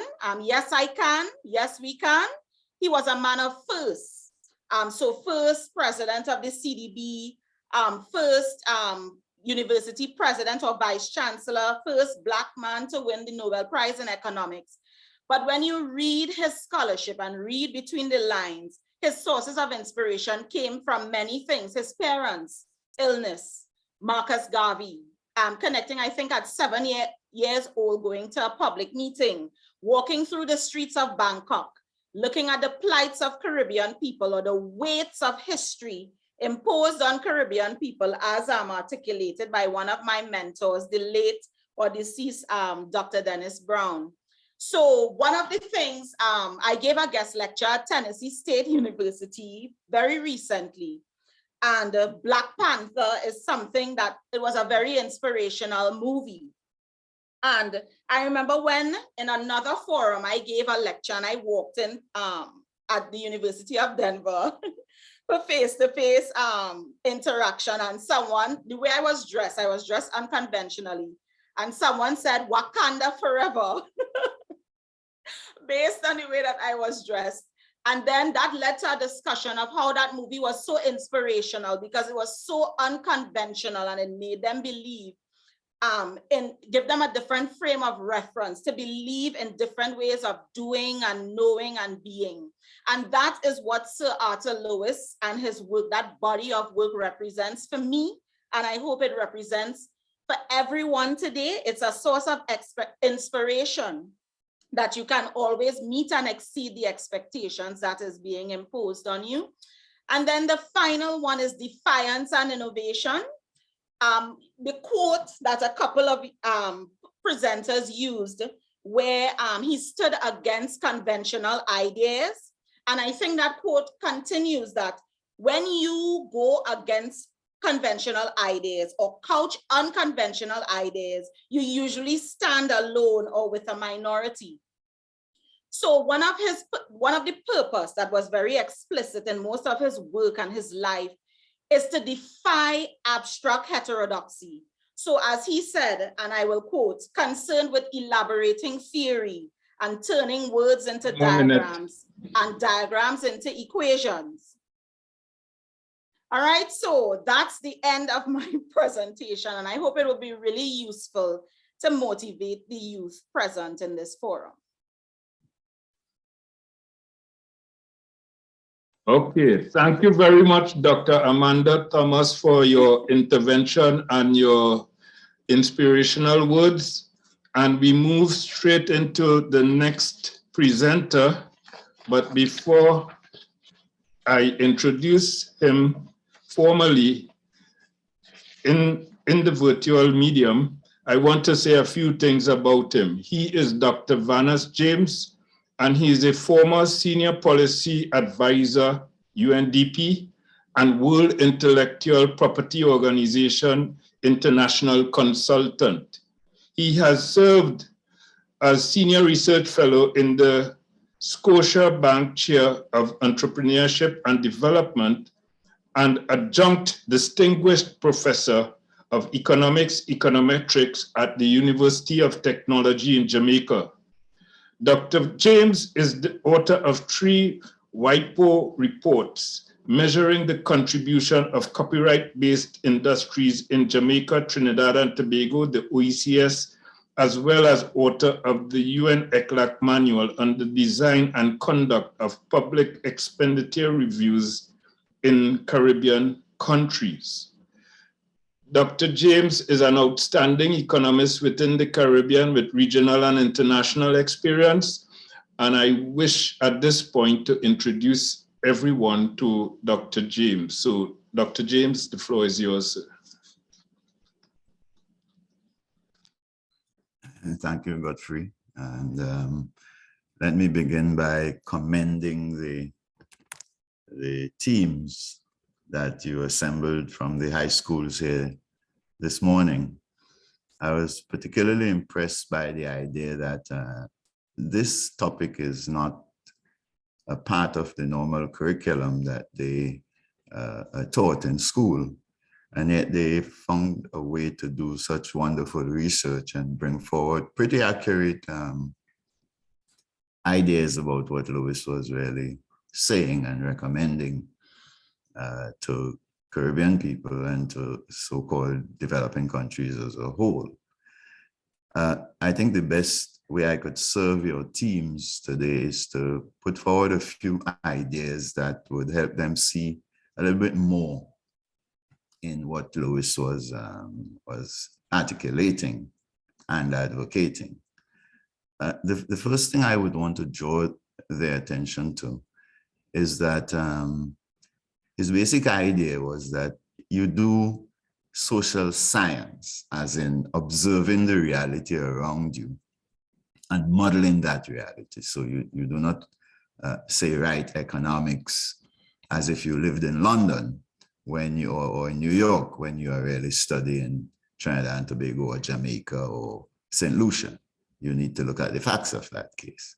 And the critical set of facts that he observed really were that we have quite a lot of significant problems in the sociology, problems in the economy stemming primarily from a shortage of capital. All of the underemployment in agriculture and in the petty trades and so on came from the fact that these people were working with an inadequate amount of capital. And so the basic logic of his position was that if you want to fix that problem, you have to accumulate capital. And then two kinds of questions arose. First, where do you get the capital from? And how do you sustain the effort? And secondly, what do you use the capital to produce? Now, on the first question, the where you get the capital from, he made a very important point that tends to miss the scholars in the Caribbean region and in the world. And that point was that, and this is brought out clearly in the unlimited supplies paper, if you're short of capital, you have two choices. Either you produce some of it or all of it, or you import it. And he made the important point that you're better off producing the capital that you need if you can. That's an important answer, and I'll come back to that point in a couple of minutes' time. But suffice it to say that if you're going to try to produce the capital on an economic basis, you're going to need to be able to export some of it, primarily because to do it economically in a small space like those we have in the Caribbean, small scale production would not generally do much for you in terms of raising your standard of living and so on. And Lewis understood that. But the other part of it is to what do you use the capital you produce to do? And the answer to that came from his theory of trade and theory of the movement of capital itself. The theory of trade, it was the idea in the second part of the unlimited supplies paper is pretty clearly laid out, that led him to the idea that our comparative advantage was not in agriculture. Agriculture is a very expensive thing to do because of low marginal productivity in agriculture, alongside high marginal productivity of labor in industrial activity, in manufacturing. So he said, you know, your comparative advantage measured in marginal productivity terms, your comparative advantage is in manufacturing. And then he said, well, look, if you're going to get into manufacturing and you do not have experience and skills in the area, well, what do you expect to happen?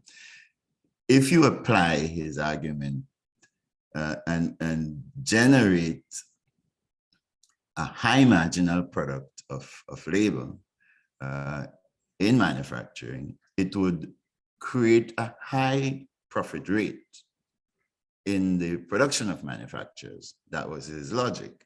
And that high profit rate would normally be higher than the profit rate investors would earn in so-called developed countries in the North Atlantic, in Britain and the US and so on. So those investors would want to move their capital to come to the Caribbean and produce the manufactured goods so that they could earn a higher rate of profit. And that was the logic of getting people to come. It wasn't so much the incentives that governments could put up and so on. It was really the higher profit rate that they could earn by investing in manufactured activities in the Caribbean.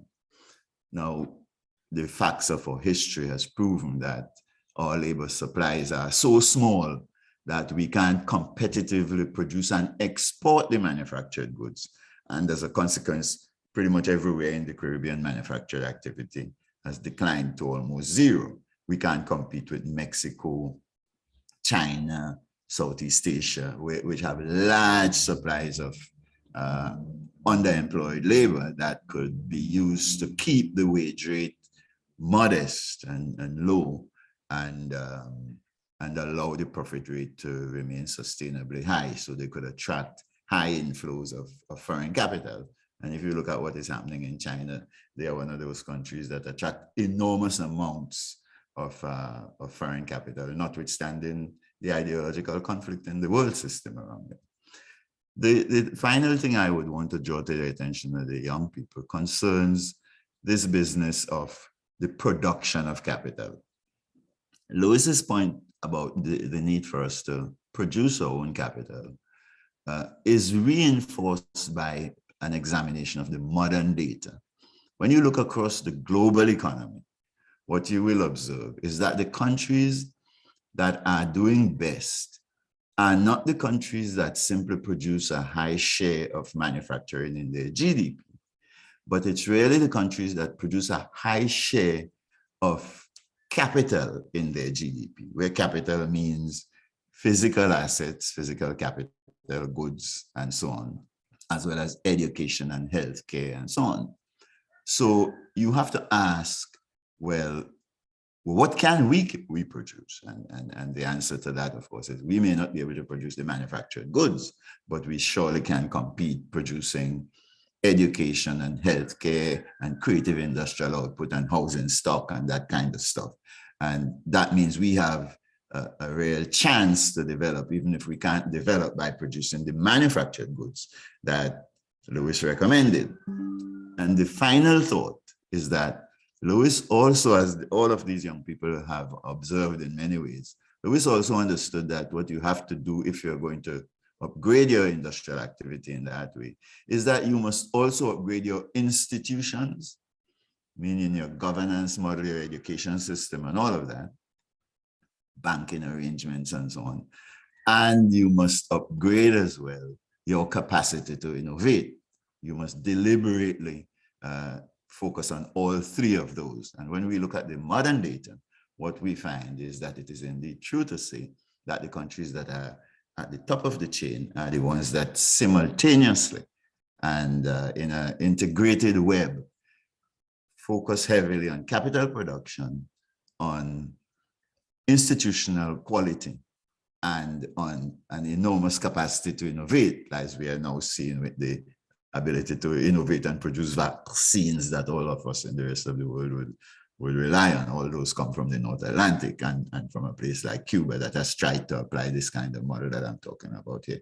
So I thought I would add these thoughts to the young people's wonderful efforts to distill the synthesis that lies in the whole body of work that Lewis has done, and hope that it would add an insight to your understanding of what Lewis contributed in his enormous body of work. So thanks a lot, Godfrey.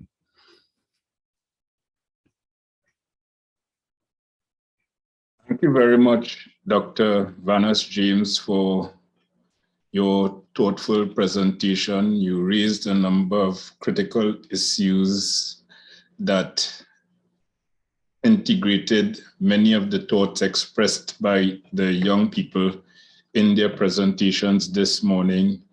And knowing you as a Lewis scholar, the Lewis scholar that you are, I am sure there are valuable lessons to be taken away, not only by the young people, but also by others in the virtual audience who might be hearing a bit more about Lewis, Sir Arthur Lewis, and his legacy for the first time.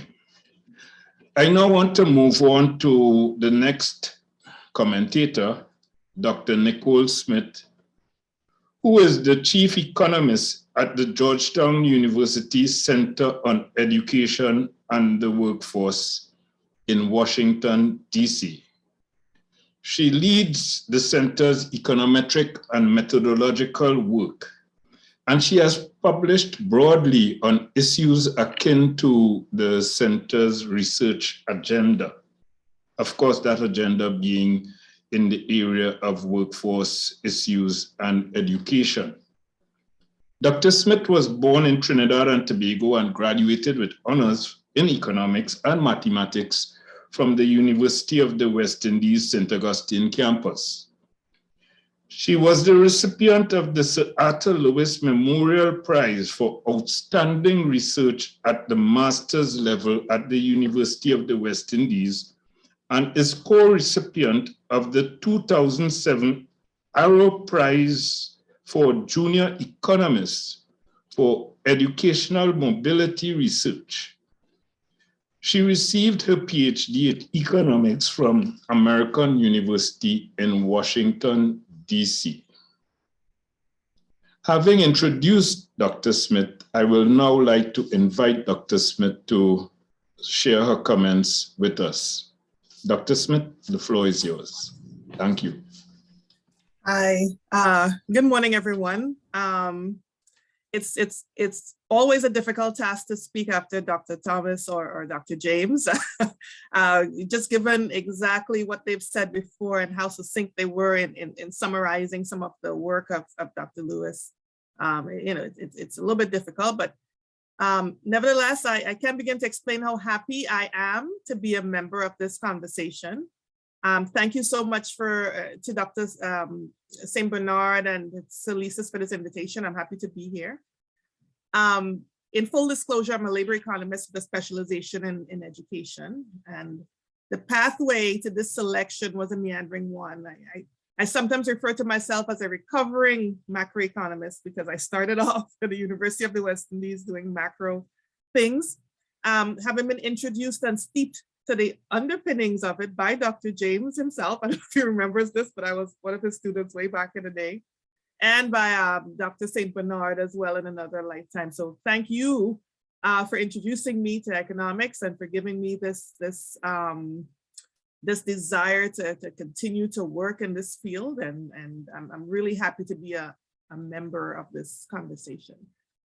I want to speak directly to the students that presented today. I was so impressed by the work that I saw. I was so impressed by, your ability to take the information presented before you, to synthesize it in the types of questions that were raised and to present it to us in conversation, really demonstrating that you have absorbed so much of the work that Sir Arthur Lewis has given to this world. And I think, if I think of Sir Arthur Lewis as a development economist, the thing that comes to mind is development economics is life. For me, it is life.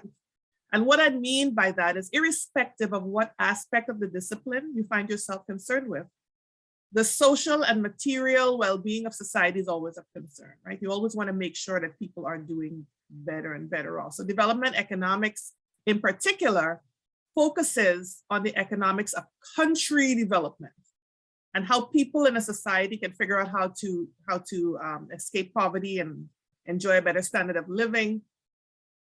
So it's virtually impossible to begin to think of development and development economics anywhere without being exposed to the invaluable writings and publications of Sir Arthur Lewis. And I think one of the students before talked about Paul Krugman and another Nobel Prize winner and the extent to which he was also influenced by the work of Sir Arthur Lewis. I think I heard from the students, they talk about Sir Arthur Lewis as the first of many. In some ways, he's still the only. As far as I know, he's still the only man of African descent, of Black descent, who has won any type of Nobel Prize in any science. I mean, when it comes to Nobel Peace Prize or literature, there's still, you know, people of color who have been exposed to those. But Sir Arthur Lewis in 1979 still remains the first and only in many cases. He was an intellectual, a pioneer, an innovator, the first and only of many, worthy of all of the accolades and more that we are currently lauding on him today, right? But in thinking of what I would say, I think I wanted all of us to transform ourselves back to, if we could, back to the future, back to the 1930s, the 40s, the 50s, the 60s, when Sir Arthur Lewis was around, existing, writing, publishing, and forging a name for himself in this world. He migrated to the UK and was making himself in a world that was in turmoil. And I want you to think of that word turmoil, right? While the world was coming out of the Great Depression, preparing to grapple with a war with Nazi Germany, while, you know, civil rights was still a dream, okay? And in the United States, the color bar and segregation was still law.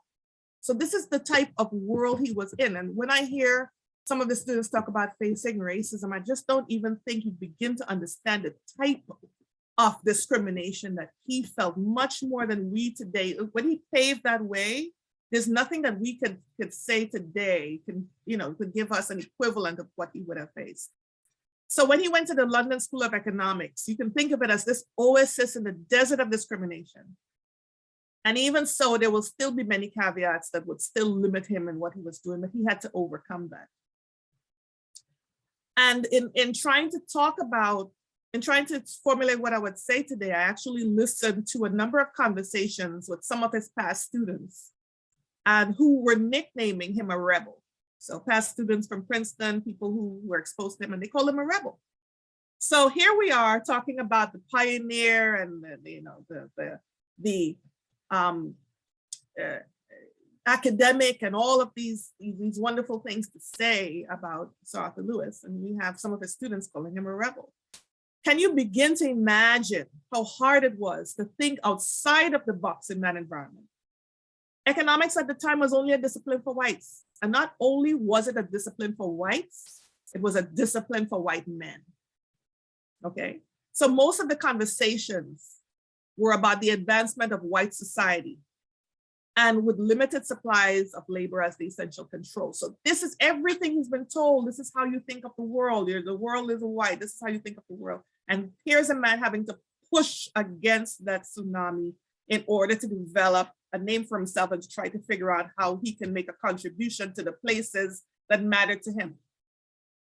I'm assuming that everyone on this, in this conversation right now has read and absorbed the economic development with unlimited supplies of labor. So I will try to summarize that. And Dr. James even, expanded on how we should have thought about that. But here's what I would say.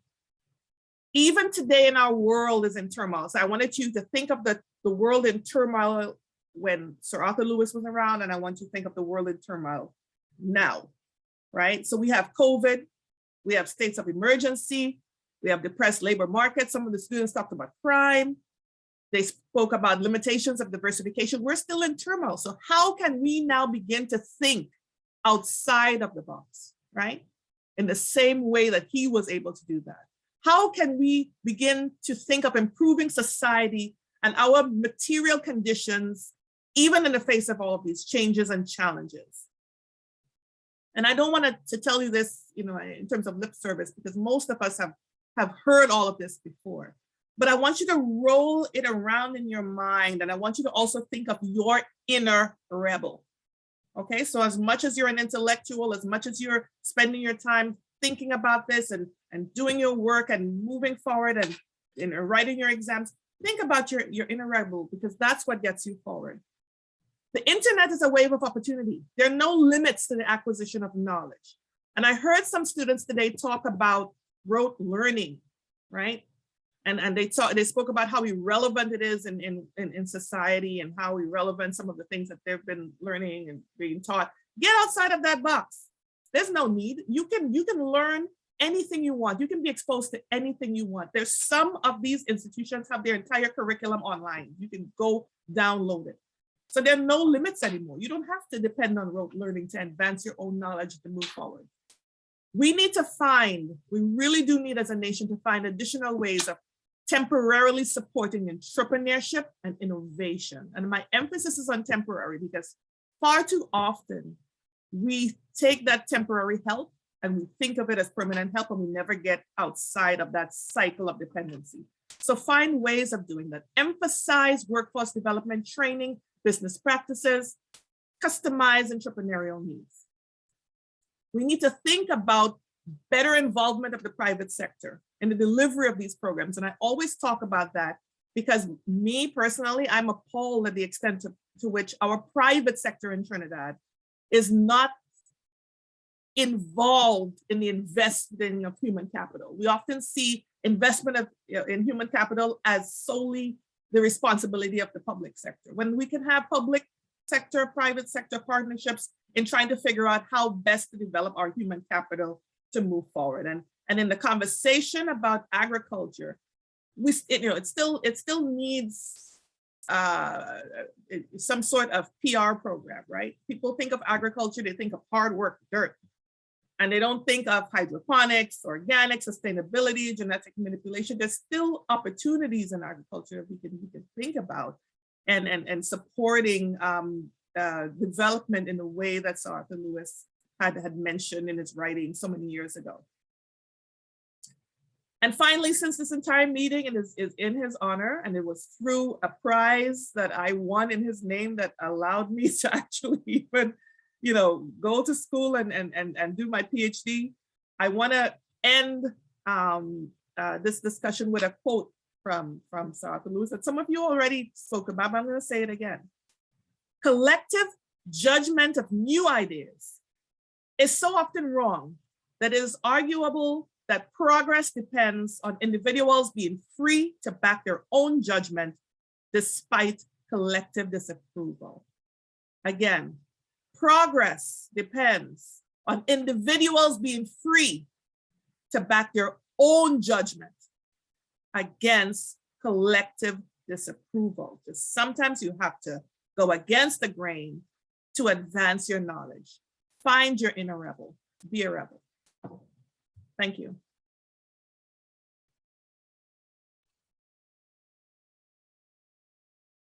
Yes.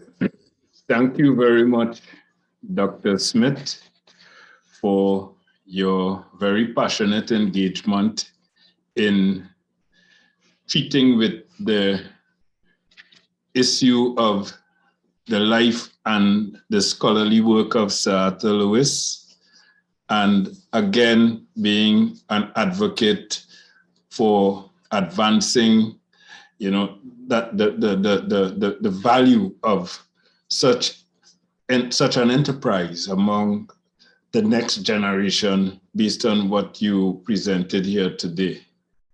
I want to move swiftly on to our final commentator, Dr. Tayimba Salandi, who is a sociologist whose specialty areas include sustainable development, education, globalization, and social inequalities. He is a director at the Institute of Indigenous Knowledge, Empowerment, and Research, which has ongoing projects toward encouraging ecological livelihoods, dialogue, and social justice.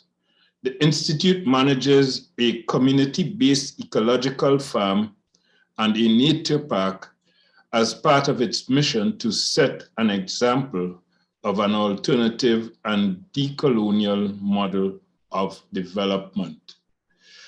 Having said that, it's clear that Dr. Salandi is well equipped to comment on the issue of the life and work of Is Arton Lewis, insofar as he has lectured in SALISES and other departments of the university on issues akin to development theory. So I now invite Dr. Salandi to issue his comments. Dr. Salandi, the floor is yours. Good morning, all. And I want to start by commending Dr. St. Bernard and the entire SALISES team for this very important event that seeks to engage the young people in a type of way. I also want to congratulate the young people for your research, your effort, and all of that showed very clearly in your presentations. And it's certainly a pleasure of mine to be involved in these proceedings. I would also have to commend the Institute for including me, certainly as a sociologist who has been quite critical of some of the ideas and work of Sir Arton Lewis.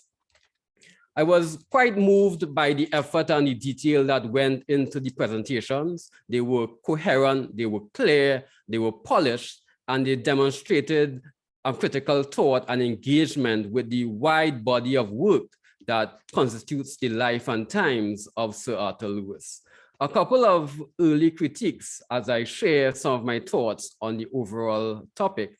I would have liked to see a stronger representation of the sources that you all would have read, both in the course of your presentation and as well at the end.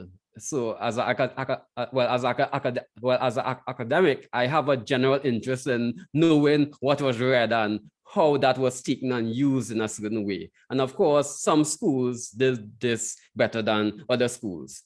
I would have also liked to see a stronger engagement with the body of work that has critiqued the work of Sir Arton Lewis.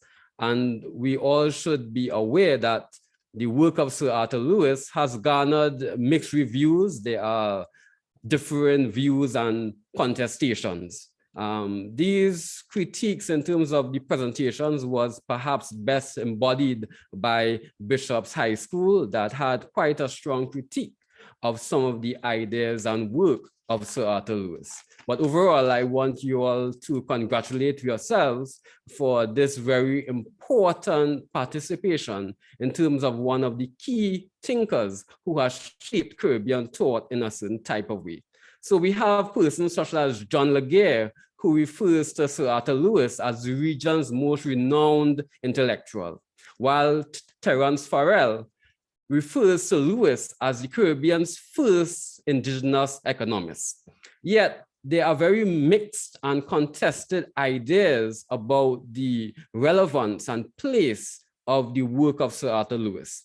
We have a range of schools, buildings, departments, libraries, awards named after Sir Arton Lewis, yet at the same time, his work was critiqued widely and deeply, and he was described by some of the radical economists as being a Black Englishman, and his work was said to have encouraged the recolonization of the Caribbean.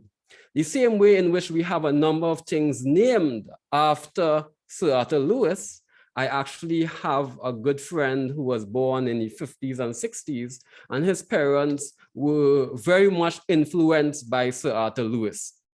And so they named him Arton Lewis, given that their family name was Lewis. And when he got older and he learned who he was named after, and he learned more about Sir Arton Lewis, he was so horrified that he was named after Sir Arton Lewis that he changed his name. So my point is that we have very mixed views across the region as to the life and times of Sir Arton Lewis. Personally, one of my admirations of the work of Sir Arton Lewis has to do with his challenge of the classical idea of comparative advantage. The idea that certain countries, namely colonial countries, should specialize in manufactured goods, and the rest of the so-called third world should only specialize in what is called primary goods, namely agricultural products. And Sir Arton Lewis would have challenged that idea by championing the right of the Caribbean to industrialize if it so chose. I'm also a fan of early Sir Arton Lewis when he was a young man, when he wrote to the Moyne Commission, challenging the inequalities and white supremacies within the colonial project. and making a case strongly for certain changes and transformation related to industrialization, which he saw as being a central part of bringing the Caribbean out of a state of poverty. Yet, Sir Arton Lewis said clearly that the colonies are poor because colonial people have not learned how to master their environment. And so as a student, I would have started to look at Sir Arton Lewis. And while I had a few points of agreement, especially in his early work, I found myself disagreeing strongly with some of the general reasons upon which he would have built his entire body of work. And that comes across in that quote I just gave about the very reasons for the underdevelopment of the Caribbean. And so it is my view that the problems of development are not just about a lack of capital, but more so about knowledge. Who determines what is developed and who is developed and who is developing, who is third world and who is first world? As a Caribbean person, I wholeheartedly reject the characterization of namely or mostly certain Western countries as being the epitomes of development, and mostly global South countries being called development or third world. Those types of descriptions have really been a case of those who have had a certain power in the global world system, having the ability to determine for others who is developed and who is not developed, as well as the pathway of development that we all should subscribe to. We as Caribbean people are in a curious place. We have had a whole set of historical circumstances that has led us to certain ideas about development, where how we see ourselves, what we value as progress and success and education and beauty, all of the concepts, academic and non-academic, how we see ourselves and how we see other people in the world, have not come organically as people have evolved and tried to work out better concepts, but they have come largely from processes of conquest and domination, where we have inherited a wide range of ideas about the world that continually to define how we see development, how we see ourselves, and the pathways we see as being very relevant. And one of the key challenges in all of this is how do we learn from all of the strengths and weaknesses of all our thinkers, not just the academic ones, and to understand how they have contributed, and also to really think about and reflect on their weaknesses. So as Norman Gervan would have said quite pointedly in his article, Sir Arton Lewis was a man of his time. And it's important that we understand the historical pressures and the weights of an entire colonial project that he would have had to carry. And he would have tried in various ways to resist and challenge this, which came across quite strongly in his early years. And in other ways, especially in his later years, he would have been affected by this. He would have been traumatized. He would have carried the pain of trying to have certain aspirations of being an engineer, etc., and not really being allowed to. And in other ways, he would have accommodated various parts of the colonial project. And thus, we here in 2022 have to work out on our own terms. Who are our heroes and what aspects of our heroes are we choosing to elevate? The parts of Arton Lewis I admire. I do not admire him because he was awarded the Nobel Prize, and I do not admire him because he was awarded a knighthood. These awards do not define me. I do not acknowledge them. I do not see them as being able to tell us as Caribbean people who our heroes should be. And I'm quite wary of how Western and global interests have a tendency to reward certain of our Caribbean people who they are more comfortable with, while applying a range of pressures against other persons who they are less comfortable with and whose ideas they see as less being aligned with their global agendas.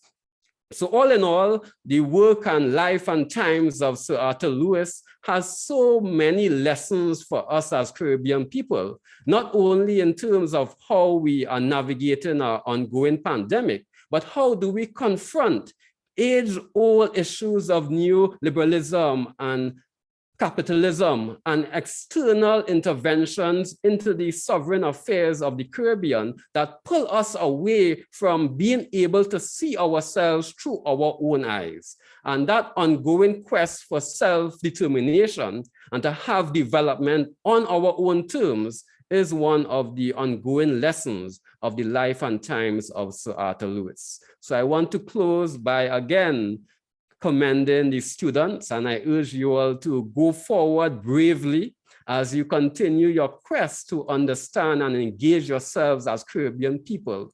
Because to be a Caribbean person is to have a certain experience of the world, and the outcome of that shouldn't just be about becoming famous or becoming known on a global stage, but about putting forward a different view of civilization, a different view of economics and academics, and ones that really align with a certain sensitivity from a region in which we have a deeper experience of the outcome of what happens when there's a deep inhumanity to other human beings, and how easy it is for certain projects of greed to get wrapped up in the cloak of civilization and progress and development.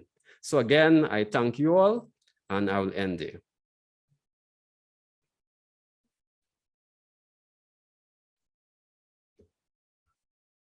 Thank you very much, Dr. Salandi, for your commentary. And I think what clearly comes out of your commentary was the fact that as scholars, the hallmark of our lives as scholars is the notion of academic freedom. And clearly it was evident in your remarks, and it is important that, you know, those standards prevail even as we speak as academics and share our thoughts and our positions with the next generation.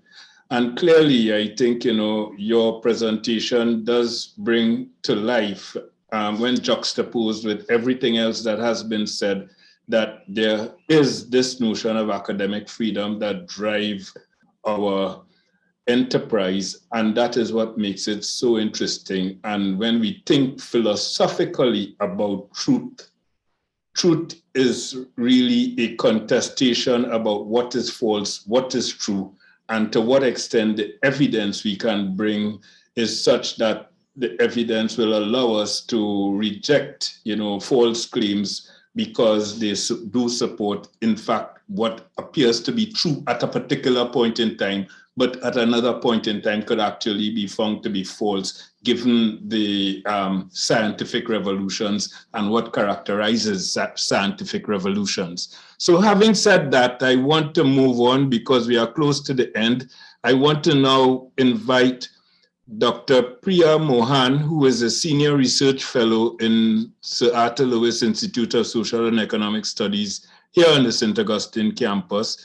I want to invite Dr. Mohan to bring a vote of thanks before I say a few concluding remarks. Dr. Mohan, the floor is yours. Thank you, Dr. St. Bernard. Good morning, everyone. I feel relieved that after all of these excellent presentations, that my job this morning is really the simple but important one, to give thanks and to give the vote of thanks in making this event possible. So of course, I would like to begin by thanking the students, their teachers, principals, and all others who would have supported them in their presentations. The presentations showed that the students were able to read, fully understand, and also apply all of the teachings and work of Sir Arton Lewis. And I think it's fitting for this event to really, it has brought justice in celebrating the life and work of Sir Arton Lewis. So congratulations on your presentations, and I wish you all the best in your future studies. I would also like to thank Dr. Vanessa James, Dr. Tayimba Salandi, Dr. Nicole Smith, and Dr. Amanda Thomas for their interventions. Those interventions would have pushed the conversation forward, and I would like to thank you for that. I'd also like to thank our Dean, Dr. Akola Lewis Cameron, for bringing opening remarks, as well as Professor Aldre Henry Lee, our University Director at SALISES, for her opening remarks. Also to our SALISES administrative staff, Ms. Sharon Hodge, for all of your work in putting this forum together. Also our UE marketing and communications team, Josanne, who is always here with us, always here to support us. Thank you so much, Josanne. And of course, I'd like to thank our acting director, Dr. Godfrey St. Bernard, for his vision and leadership in bringing this program together, and of course, his excellent chairing of this session today. And last but not least, I would like to thank our loyal participants for your continued presence and support of our events. Thank you very much, and I look forward to seeing all of you at our next event.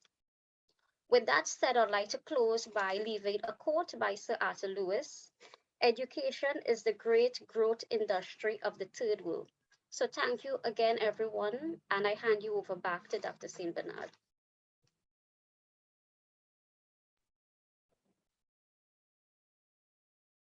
Thank you, Dr. Mohan, for your vote of thanks. And I think in the interest of time, you have already given thanks to all of the key participants and those who have made today's proceedings possible and as successful as it has turned out to be.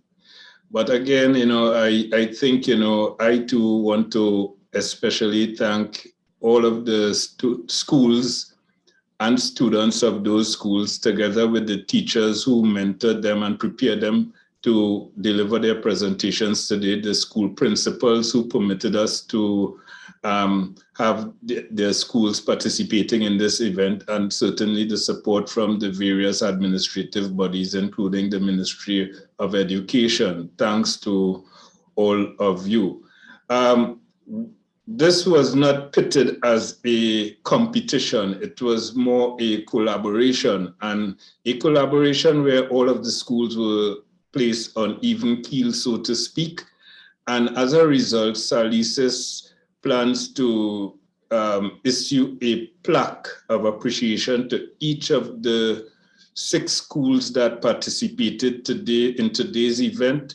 Plus, we will also issue a certificate of participation to all of the students and teachers who were responsible for all of these remarkable presentations that we witnessed today.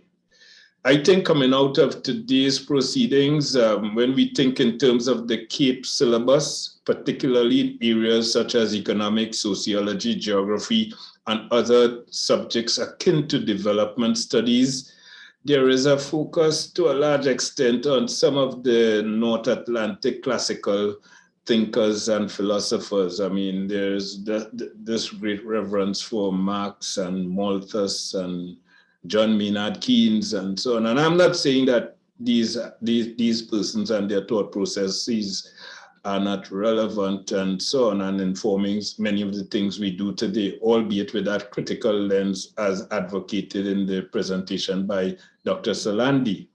But I think, as a Caribbean person, and given the depth and the breadth of his scholarly works and legacy, that the Sir Arton Lewis Institute has an obligation to perhaps work with the CXC to see to what extent Sir Arton Lewis's work scholarship can be entertained as part of the CAPE syllabus. So I think it is a matter that we here in the university need to discuss and see to what extent this can actually happen. So having said that, I think, we were really well fed. We had a great feast today, and I want to thank all who witnessed it and took time off of their busy schedules to join us in the virtual space and listened and participated in today's events. I think it was a success from my assessment of it, and I hope that my colleagues would think the same way about the proceedings and how they developed and how it was carried on. So generally speaking, my sincerest thanks on behalf of SALISES and the University of the West Indies to everyone. I particularly want to thank the Dean of Social Sciences and the University Director of SALISES Regional for their support and participation in today's event. The principal of the St. Augustine Campus was informed of it, but unfortunately he was engaged in other university meetings. And we at SALISES, we continue to strive to bring to the various publics the importance of our work and our thought processes in development studies to all and sundry. And this is just one of a number of different media we use to do such. So on Monday next, we are having a sustainable developments webinar, which is going to feature presentations from all of the SALISES fellows across the 3 campuses, more or less showcasing the ideas and findings coming out of their research, and all of you are welcome to be part of those proceedings. I particularly want to continuously thank my staff here in SALISES St. Augustine for their unwavering support with regard to all of the works we do. And for this event in particular, I want to extend sincerest thanks to Mr. Ephraim Thompson and Ms. Sharon Hodge-Bigat for the support each one of those 2 officers would have rendered to today's proceedings. Of course, indirectly, all other staff members have been supporting behind the scenes. So thank you, everyone. Thanks for attending. Do have a wonderful rest of the day and weekend, and continue to be safe as we engage and interact with the COVID-19 virus and its various variants. So thank you very much all. Have a good day.